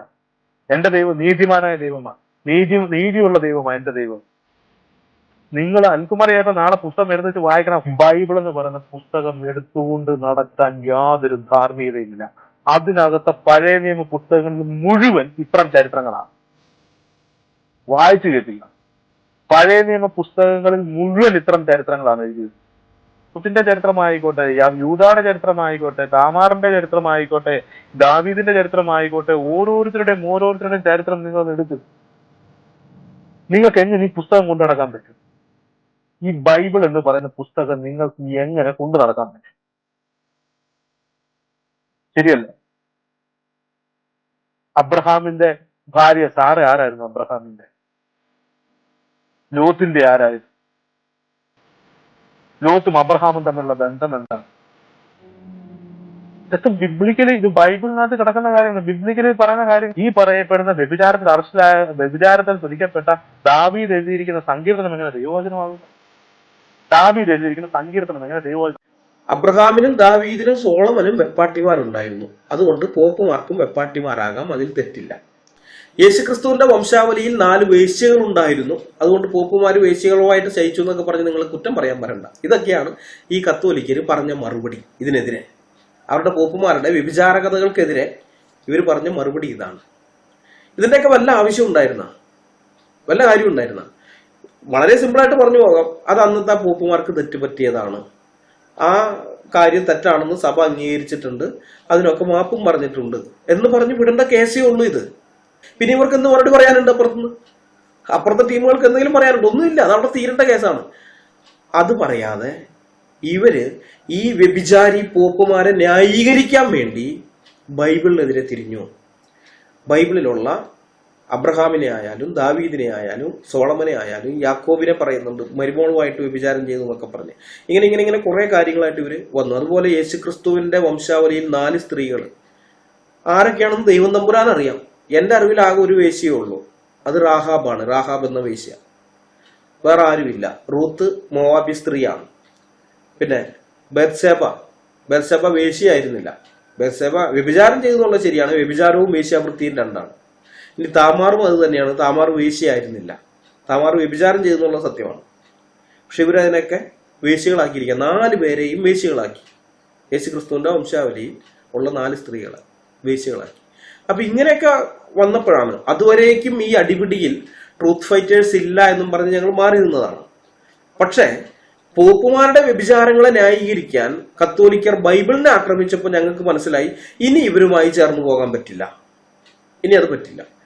മുഹമ്മദിന്റെ വ്യഭിചാരങ്ങളെ കുറിച്ച് പറയുമ്പോൾ മുസ്ലിങ്ങളും, ഹൈന്ദവ പുരാണങ്ങളിലെ വ്യഭിചാരകഥകളെ കുറിച്ച് പറയുമ്പോൾ സംഘികളും, അതുപോലെ ഈ നിരീശ്വരവാദികളുടെ ഫ്രീ സെക്സിനെ കുറിച്ചൊക്കെ പറയുമ്പോൾ ഈ നിരീശ്വരവാദികളും ഇതേ വാദം തന്നെയാണ് ഞങ്ങളോട് പറയാറുള്ളത്. മനസ്സിലായ? പക്ഷെ അവര് പോലും പറയാത്തൊരു കാര്യമാണ് യേശുക്രിസ്തുവിന്റെ വംശാവലിയിൽ 4 വേശ്യകൾ ഉണ്ടായിരുന്നു എന്നുള്ളത്. അവർ പോലും പറഞ്ഞില്ല. അത് ആദ്യമായിട്ട് പറയുന്നത് കത്തോലിക്കരാണ്. അപ്പൊ ഇന്ന് വരെ ദാവാക്കാരും സംഘികളും നിരീശ്വരവാദികളും പോലും പറയാത്ത ആ യേശുക്രിസ്തുവിന്റെ വംശാവലികൾ 4 വേശ്യകൾ ഉണ്ടായിരുന്നൊക്കെയുള്ള ഇത്തരം വാദവുമായിട്ട് അവർ വന്നു കഴിഞ്ഞപ്പോ ഞങ്ങൾക്ക് മനസ്സിലായി ഇത് ശരിയാവുകയില്ല, ഇനി മിണ്ടാണ്ടിരിക്കുന്നതിൽ അർത്ഥമില്ല. ഈ സംഘികളും ഈ ജിഹാദികളൊക്കെ ഞങ്ങളോട് ചോദിക്കാറുള്ള കാര്യമാണ്, ദാവീദ് വ്യഭിചരിച്ചില്ലേ? അതായത് മുഹമ്മദിന്റെ വ്യഭിചാരകഥകൾ എടുത്തിട്ട് അവർ ചോദിക്കുന്ന ഇതാണ്, ദാവീദ് വ്യഭിചരിച്ചില്ലേ? ഇത് തന്നെ ഹൈന്ദവ പുരാണങ്ങളിലുള്ള ഇത്തരം വ്യഭിചാരകഥകളെ കുറിച്ച് നമ്മൾ സംസാരിച്ചു കഴിഞ്ഞാൽ അപ്പോഴും അവർ പറയുന്ന മറുപടി ഇതാണ്, ദാവീദ് വ്യഭിചരിച്ചില്ലേ? അബ്രഹാമിന് വെപ്പാട്ടിമാരുണ്ടായിരുന്നില്ലേ? സോളമൻ 1000 ഭാര്യമാരുണ്ടായിരുന്നില്ലേ? പിന്നെ യാക്കോബ് എന്ത് ചെയ്തു? ലോത്ത് എന്ത് ചെയ്തു? ഇങ്ങനെ ഓരോന്ന് പറഞ്ഞിട്ട് ചോദിക്കുകയാണ്. അപ്പൊ പിന്നെ ഞങ്ങളുടെ പുസ്തകത്തിലെ കാര്യങ്ങൾ നിങ്ങൾ വിമർശിക്കുന്നത് എന്തിനാ എന്നാ അവര് ചോദിക്കാറുള്ളത്. അവരത് ചോദിക്കുമ്പോൾ ഞങ്ങൾ കൃത്യമായിട്ട് ഉത്തരം കൊടുത്ത് അവരുടെ വായടപ്പിക്കാറുണ്ട് അതിന്. മനസ്സിലായ?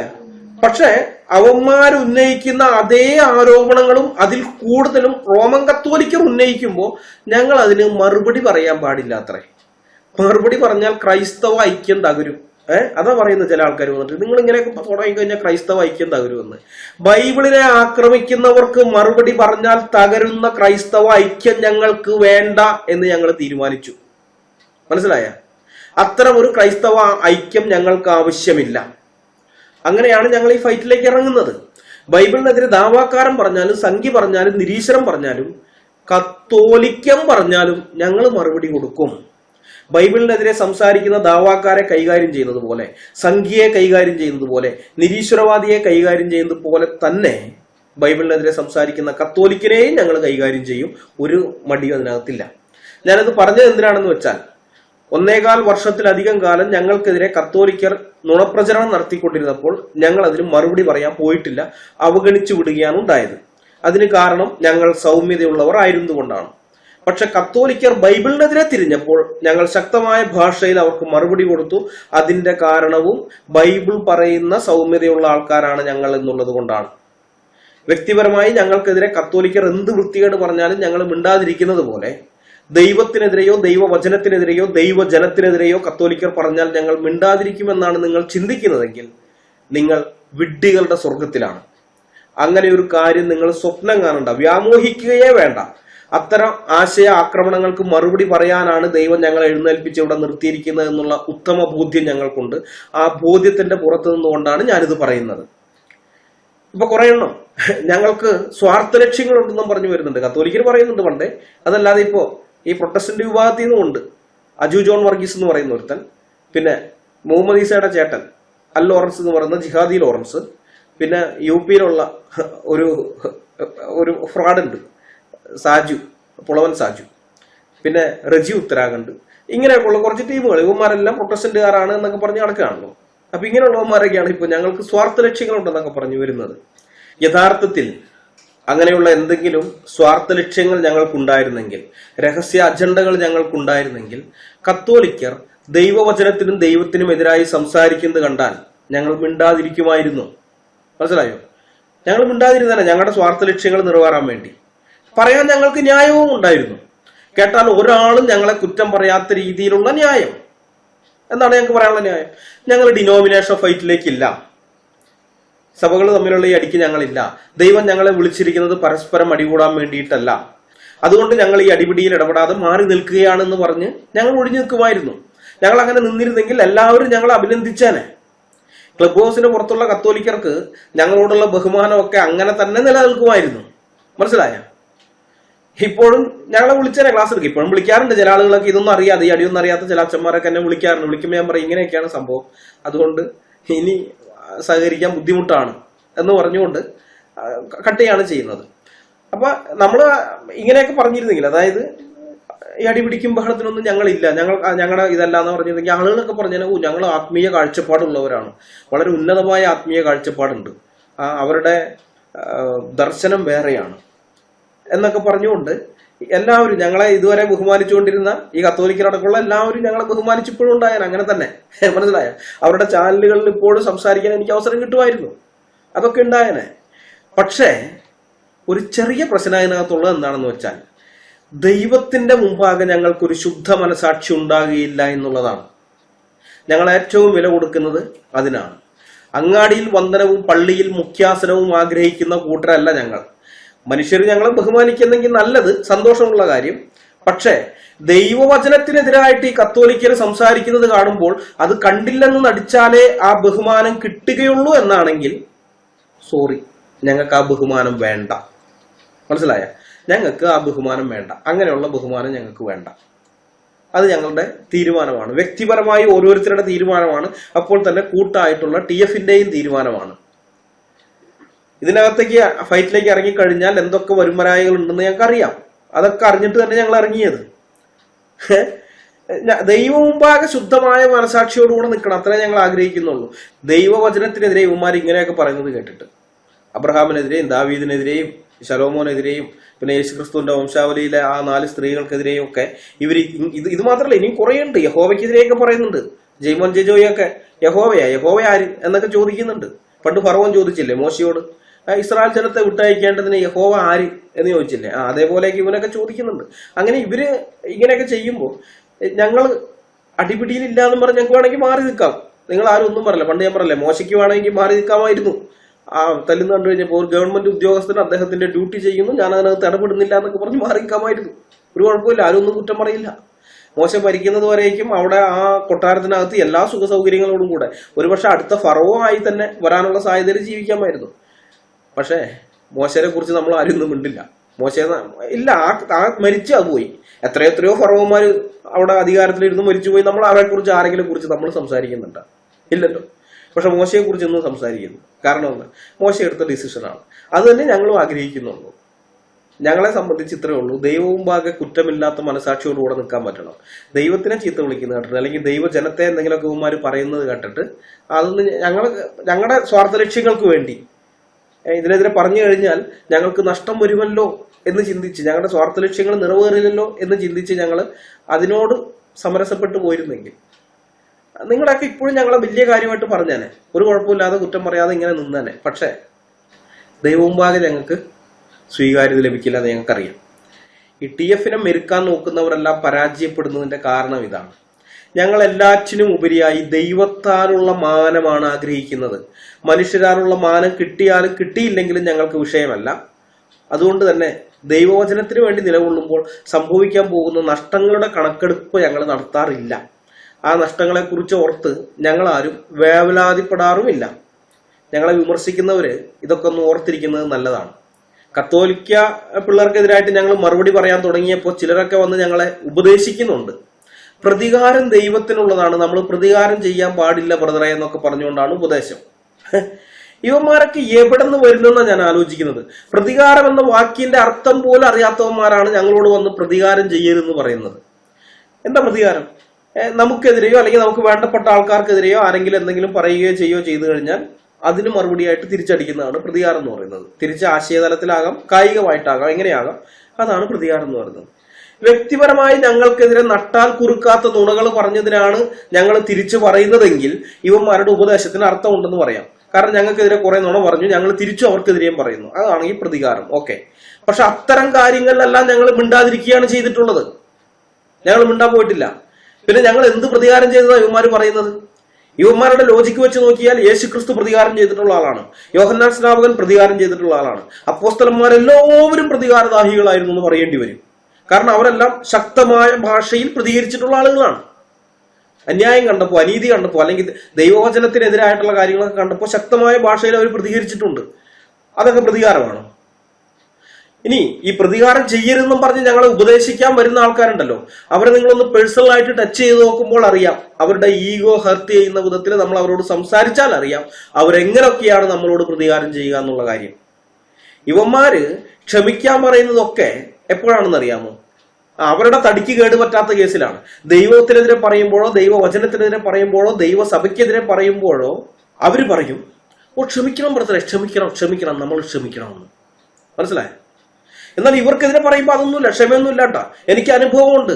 ഞാൻ ഫേസ്ബുക്കിൽ വന്ന തുടക്കകാലത്ത് മുസ്ലിങ്ങൾക്ക് ഞാൻ മറുപടി പറയാൻ തുടങ്ങുമ്പോൾ ക്രിസ്ത്യാനികൾ എന്ന് പറഞ്ഞു നടക്കുന്ന പല ആൾക്കാരും വന്നിട്ട് എന്നോട് പറഞ്ഞിരുന്ന ഒരു സ്ഥിര ഡയലോഗ് ഉണ്ടായിരുന്നു. എന്താണെന്നറിയോ? അവന്മാര് പറയാനുള്ളത് പറഞ്ഞിട്ട് പോട്ടെ ബ്രദറെ, അവന്മാർ എന്തെങ്കിലും പറഞ്ഞെന്ന് കരുതി ഇല്ലാതായി പോകുന്നതാണോ നമ്മുടെ കർത്താവിന്റെ മഹത്വം? അവർ ബൈബിളിനെതിരെ എന്തെങ്കിലും പറഞ്ഞെന്ന് കരുതി ബൈബിൾ ദൈവവചനം അല്ലാതാകുമോ? ഇവിടെയൊക്കെയാണ് നമ്മുടെ ക്ഷമ നമ്മൾ കാണിക്കേണ്ടത് എന്നൊക്കെ പറഞ്ഞുകൊണ്ടായിരുന്നു ഉപദേശം. ഞാൻ അവരുടെ ഉപദേശത്തിന് കാശിന്റെ വില കൊടുത്തിരുന്നില്ല. ഞാൻ എന്നെ ദൈവം തന്നിരിക്കുന്ന ബോധ്യം അനുസരിച്ച് ഞാൻ മുന്നോട്ട് പോയി. പക്ഷെ ചില വർഷങ്ങൾക്ക് ശേഷം ചില സ്പിരിച്വൽ ഗ്രൂപ്പുകളിൽ, ഫേസ്ബുക്കിലെ ചില സ്പിരിച്വൽ ഗ്രൂപ്പുകളിൽ ഇതേ ആളുകൾ വീറോടെ വാദിക്കുന്നത് ഞാൻ കണ്ടിട്ടുണ്ട്. ദൈവത്തിന് വേണ്ടിയോ ബൈബിളിന് വേണ്ടിയോ ഒന്നുമല്ല വാദിക്കുന്നത്. അവർക്കെതിരെ ആരെങ്കിലും എന്തെങ്കിലും ചെറിയൊരു പരാമർശം നടത്തിയതിനെ ഖണ്ഡിക്കാൻ വേണ്ടിയാണ്. അവർ നടത്തിയ ആ പരാമർശം തെറ്റാണ്, ഞാൻ അങ്ങനെയുള്ള ആളല്ല എന്ന് സ്ഥാപിക്കാൻ വേണ്ടിയാണ് ഒരു പോസ്റ്റിന്റെ കീഴിൽ 3, 4, 5 ദിവസങ്ങൾ, ചിലപ്പോൾ ആഴ്ചകളോളം ഇവർ തർക്കിക്കുന്നത് ഞാൻ കണ്ടിട്ടുണ്ട്. കർത്താവിന്റെ കാര്യം പറഞ്ഞപ്പോൾ, കർത്താവിനെ അവമാനിച്ചുകൊണ്ട് അവന്മാര് പോസ്റ്റ് ഇട്ടപ്പോഴോ അല്ലെങ്കിൽ ദൈവവചനത്തിനെതിരെയൊക്കെ പറഞ്ഞപ്പോഴോ ഇതൊന്നും ഇങ്ങനത്തെ പ്രശ്നമൊന്നും ഇല്ല. അതിനുവേണ്ടി ചെലവഴിക്കാൻ അവർക്ക് സമയമില്ല. അന്നേരം പറയുന്നത് ക്ഷമിക്കണം, നമ്മൾ ക്ഷമിക്കണമെന്ന്. പക്ഷെ ഇവർക്കെതിരെ എന്തെങ്കിലുമൊക്കെ ഒരു പരാമർശം നടത്തിയാൽ മതി, ഒന്നും പറയണമെന്ന് പോലും ഇല്ല. അത് എന്താണ്, ചുറ്റിപ്പൊതിഞ്ഞ് പറഞ്ഞാലും മതി. കേൾക്കുന്ന ഈ സംഭവത്തിൽ ഉൾപ്പെട്ട ആൾക്കാർക്ക് മനസ്സിലാവും ഇന്നയാളെയാണെന്ന്, ബാക്കി ആർക്കും മനസ്സിലാവില്ല. ആ ലെവലിൽ പറഞ്ഞാൽ പോലും ഇവന്മാർ അവിടെ വന്നു കഴിഞ്ഞു കഴിഞ്ഞിട്ടുണ്ട് മെഴുകും, ന്യായീകരിച്ച് മെഴുകും. ഞാൻ കണ്ടിട്ടുണ്ട്. ഇവരുടെ ഈഗോയെ ഹർട്ട് ചെയ്താൽ ഇവർക്ക് ക്ഷമിക്കാൻ കഴിയില്ല. മനസ്സിലാവുന്നുണ്ടാ? ഇവർക്ക് പറ്റില്ല. പക്ഷെ കർത്താവിന്റെ കാര്യത്തിലും ബൈബിളിന്റെ കാര്യത്തിലും ആരെന്ത് വൃത്തികേട് പറഞ്ഞാലും അവിടെ വന്ന ഇവന്മാര് ക്ഷമ എന്നൊക്കെ പറഞ്ഞുകൊണ്ടിരിക്കും. ഇതിന്റെ നിർഭാഗ്യകരമായ വശം എന്താണെന്നറിയാമോ? പല വിശ്വാസികളും ധരിച്ചു വച്ചിരിക്കുന്നത് ഇവര് കാണിക്കുന്ന ഈ സംഭവമാണ് സൗമ്യത എന്ന. മനസ്സിലായോ? ആരെന്ത് പറഞ്ഞാലും മിണ്ടാതിരിക്കുന്നു. ബൈബിളിനെതിരെയും ദൈവത്തിനെതിരെയും കർത്താവിനെതിരെയും ആരെന്ത് പറഞ്ഞാലും ക്ഷമിച്ചിരിക്കുന്നതാണ് സൗമ്യത എന്ന പലരും വിചാരിച്ചിരിക്കുന്നത്. അത് സൗമ്യതയല്ല, അത് പച്ചമലയാളത്തിൽ നട്ടെല്ലില്ലായ്മയാണ്, അത് ആത്മീയ ഷണ്ഡത്വമാണ്. ഞങ്ങൾ അങ്ങനെയുള്ളവരല്ല, ഞങ്ങൾ ആത്മീയ ഷണ്ഡന്മാരല്ല. ഞങ്ങളുടെ ദൈവത്തിനു വേണ്ടിയും ദൈവത്തിന്റെ വചനത്തിനു വേണ്ടിയും ഞങ്ങൾ പുരുഷത്വം കാണിക്കും, ഞങ്ങൾ നേരോടെ നിവർന്നു നിൽക്കും. നിങ്ങൾക്ക് മനസ്സിലാകുന്നുണ്ടോ? ഞങ്ങൾ അങ്ങനെ നിൽക്കും. നിങ്ങള് ഈ കേരളത്തിലെ പുറമേയുള്ള ചരിത്രമൊക്കെ വിട്, ഈ കേരളത്തിൽ തന്നെയുള്ള പ്രൊട്ടസ്റ്റന്റ് വിഭാഗക്കാരെ, പ്രത്യേകിച്ച് ബ്രദറൻ പെന്തക്കോസ്ത് വിഭാഗത്തിൽപ്പെട്ട ആൾക്കാരുടെയൊക്കെ ചരിത്രമൊക്കെ ഒന്ന് നോക്ക് നിങ്ങൾ. ഇപ്പോഴത്തെ ആദ്യകാലത്തെ 1ാം തലമുറയിൽപ്പെട്ടവരുടെയൊക്കെ ചരിത്രം നോക്ക്. ഇതേപോലെ തന്നെ നിന്നിട്ടുള്ളവരവര്. അവര് അടി കൊണ്ടിട്ടുണ്ട്, അവര് ചീത്തവിളി കേട്ടിട്ടുണ്ട്, പീഡനമേറ്റിട്ടുണ്ട്, വീട്ടിൽ നിന്ന് അവരെ പുറത്താക്കിയിട്ടുണ്ട്, പല കാര്യങ്ങളുണ്ട്. അതൊക്കെ ശരിയാണ്, അതൊക്കെ അവർ സഹിച്ചിട്ടുണ്ട്. വ്യക്തിപരമായി അവർക്കെതിരെ ഇങ്ങനെയുള്ളത് വന്നപ്പോൾ സഹിച്ചിട്ടുണ്ട്. പക്ഷെ ദൈവത്തിന്റെ കാര്യത്തിലോ ദൈവവചനത്തിന്റെ കാര്യത്തിലോ ദൈവജനത്തിന്റെ കാര്യത്തിലോ അവരൊരാൾക്കും താണു കൊടുത്തിട്ടില്ല. ഒരാളുടെ മുമ്പിലും അവര് താണു കൊടുത്തിട്ടില്ല, തല കുനിച്ചിട്ടില്ല, നിവർന്ന് നിന്ന് സംസാരിച്ചിട്ടേ ഉള്ളൂ. ആശാരി ഉപദേശിയുടെ ഒക്കെ പ്രസംഗം കേട്ടിട്ടുണ്ടോ നിങ്ങൾ? അല്ലെങ്കിൽ തൃശ്ശൂർ ഒരു താരപ്പനുപദേശി ഉണ്ടായിരുന്നു, താരപ്പനുപദേശി. അദ്ദേഹത്തിന്റെയൊക്കെ ചരിത്രമൊക്കെ വായിക്കണം. കുറെ ആളുകൾ ഇഷ്ടം പോലെയുണ്ട്, പറയാനാണെങ്കിൽ ഇഷ്ടം പോലെയുണ്ട് ഈ 2 സഭാവിഭാഗത്തിലും. ആ 1ാം തലമുറയിലും 2ാം തലമുറയിലും പെട്ട ആളുകളുണ്ടല്ലോ, അവരാരും ഒരാളുടെ മുമ്പിൽ തല കുനിക്കാൻ പോയിട്ടില്ല. നിവർന്ന് തന്നെ ഇങ്ങനെയുള്ള കാര്യങ്ങളിലൊക്കെ അവർ നിവർന്ന് നിന്ന് ഉരുളക്കുപ്പേരി പോലെ മറുപടി പറഞ്ഞു. ആ മറുപടി അത് പല പാട്ടുകളൊക്കെ എഴുതാനിടയായ സാഹചര്യം തന്നെ ഇങ്ങനെയൊക്കെ ഉള്ളതാണ്. ഇത് നമ്മൾ പാടിക്കൊണ്ട് നടക്കുന്ന പല പാട്ടുകളുടെയും പശ്ചാത്തലം തന്നെ ഇതുപോലെ ഓരോരോ എതിർപ്പുകൾ വന്നപ്പോൾ കട്ടയ്ക്ക് അങ്ങോട്ട് മറുപടി കൊടുത്ത് അവരെ നിശബ്ദരാക്കി, വായടച്ച് അവരെ മിണ്ടാതാക്കി കളഞ്ഞതിന് ശേഷമാണ് ആ സംഭവത്തെ ആസ്പദമാക്കിയിട്ട് പാട്ടുകളൊക്കെ എഴുതിയിട്ടുള്ളത്. താരപ്പന ഉപദേശിയുടെയൊക്കെ ചില പാട്ടുകൾ അങ്ങനെയുള്ളതാണ്. താരപ്പന ഉപദേശി ഒരിക്കൽ വഴി കൂടെ നടന്നു പോകുന്ന സമയത്ത് ഒരു ബിഷപ്പിനെ അവര് ഇതായിട്ട് കൊണ്ടുവരികയാണ്. തിരുമേനി എന്നൊക്കെ വിളിച്ച് ഇങ്ങനെ പല്ലക്കിലൊക്കെ എടുത്തു വെച്ച് കൊണ്ടുവരുന്നത് കണ്ടു കഴിഞ്ഞപ്പോ അദ്ദേഹം അതിനെ എതിർത്തുകൊണ്ട് സംസാരിച്ചു. ഒരു മനുഷ്യനെ ഇങ്ങനെയൊന്നും കൊണ്ടു നടക്കാൻ പാടില്ല എന്നൊക്കെ പറഞ്ഞുകൊണ്ട് അദ്ദേഹം സംസാരിക്കുകയും പ്രശ്നം ഉണ്ടാവുകയൊക്കെ ചെയ്തു. അതിനുശേഷം അദ്ദേഹം എഴുതിയ പാട്ടുണ്ട്. ആ പാട്ട് ആരംഭിക്കുന്നത് കാൽവരി ക്രൂശിന്മേൽ എന്നോട് രക്ഷകനെ ഞാൻ കാണുമ്പോൾ എന്ന് പറയുന്ന പാട്ടാണ്. അതിനകത്ത് ഒരു സ്റ്റാൻസ് ഇങ്ങനെയാണ്: മുൾമുടി വെച്ച് നടന്നവൻ എന്നോട് പ്രിയതമനെന്ന് ഓർക്കുമ്പോൾ ഞാൻ പൊന്മുടി വെച്ച് നടക്കുന്നവരെ തിരുമേനികളെന്ന് എണ്ണാമോ. അനുഭവത്തിന്റെ അടിസ്ഥാനത്തിൽ അദ്ദേഹം അങ്ങനെ എണ്ണിയിരുന്നില്ല. പൊന്മുടി വെച്ച് നടക്കുന്നവരെ തിരുമേനി എന്ന് എണ്ണിയില്ല. അങ്ങനെ തിരുമേനികൾ എണ്ണുന്നവരോട് പറഞ്ഞു ഇത് ശരിയല്ല, തെറ്റാണ് നിങ്ങൾ ഈ കാണിക്കുന്നതെന്ന് പറയുകയും ചെയ്തു. ഇതുപോലെ ഇഷ്ടംപോലെ ഉദാഹരണങ്ങൾ എടുത്ത് പറയാനുണ്ട്. മനസ്സിലായ? ഒന്നും രണ്ടും പോലെ ഇഷ്ടംപോലെ ഉദാഹരണങ്ങൾ. അതിന്റെയൊക്കെ ഗുണം എന്തായിരുന്നു അറിയാമോ? അന്നത്തെ കാലത്ത് ഈ സഭകളിലേക്കൊക്കെ ആളുകൾ വന്നിരുന്നവരെ വിശ്വാസത്തിൽ ഉറപ്പുള്ളവരായിട്ടാണ് വന്നത്. ഒരാളുടെ മുമ്പിൽ തല കുനിക്കാതെ ഉറച്ചു നിന്നവരായിട്ട് അവർ മാറി. പക്ഷെ പിന്നീടുള്ള തലമുറകളിലേക്ക് വന്നു കഴിഞ്ഞപ്പോ സൗമ്യതയ്ക്ക് അർത്ഥം മാറിപ്പോയി. ബൈബിള് കൊടുക്കുന്ന അർത്ഥമല്ല, വേറെ അർത്ഥം വന്നു. ആരെന്ത് പറഞ്ഞാലും മിണ്ടാതിരിക്കുന്നതാണ് സൗമ്യത എന്നുള്ള ഒരു ലെവലിലേക്ക് പോയി. അതുകൊണ്ട് എന്തുണ്ടായി? ഇന്ന് വിശ്വാസികളിൽ ബഹുഭൂരിപക്ഷവും ആത്മീയ ഷണ്ടന്മാരായിട്ട് തീർന്നിരിക്കുന്നു. ദൈവത്തിനു വേണ്ടി പുരുഷത്വം കാണിക്കാൻ കഴിവില്ലാത്തവരായി മാറിയിരിക്കുന്നു. അതുകൊണ്ടുകൂടിയാണ് ഈ വീഡിയോ ചെയ്യണമെന്ന് ഞാൻ വിചാരിച്ചത്. ഈ വിശ്വാസികളുടെ തെറ്റിദ്ധാരണ മാറ്റാൻ. രൂക്ഷമായ ഭാഷ ഉപയോഗിക്കേണ്ടുന്ന സമയത്ത് സ്ഥലത്ത് ഉപയോഗിച്ചേ പറ്റുകയുള്ളൂ. അങ്ങനെയുള്ളടത്ത് അത് ഉപയോഗിക്കണം. ബൈബിളിൽ അത് ഉപയോഗിച്ചിട്ടുണ്ട്. അതുകൊണ്ടാണ് പറയുന്നത്. അങ്ങനെ ഉപയോഗിക്കുന്നത് സൗമ്യത ഇല്ലായ്മയുടെ ലക്ഷണമല്ല, അത് അനാത്മീകതയുമല്ല.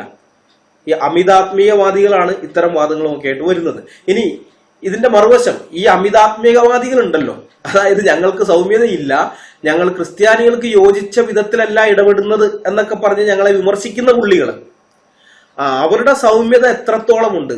പേഴ്സണലായിട്ട് അവർക്കെതിരെ ആരെങ്കിലും എന്തെങ്കിലും പറഞ്ഞാൽ അവർ എത്രത്തോളം ക്ഷമിക്കുകയും അവഗണിക്കുകയും ചെയ്യും എന്നുള്ളത് കൂടി നമുക്കൊന്ന് അറിയണ്ടേ?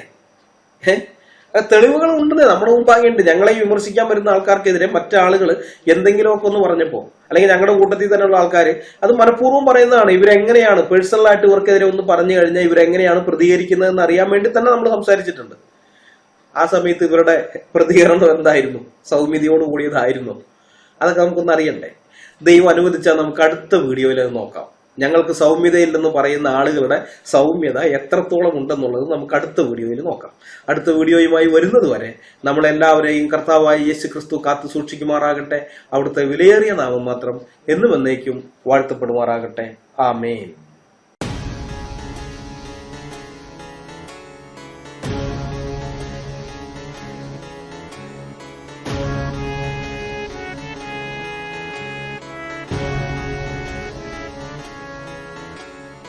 ജീവിച്ചാൽ ക്രിസ്തുവിനായി, പ്രവർത്തിച്ചാൽ ക്രിസ്തുവിനായി, മരിച്ചാൽ ക്രിസ്തുവിനായി.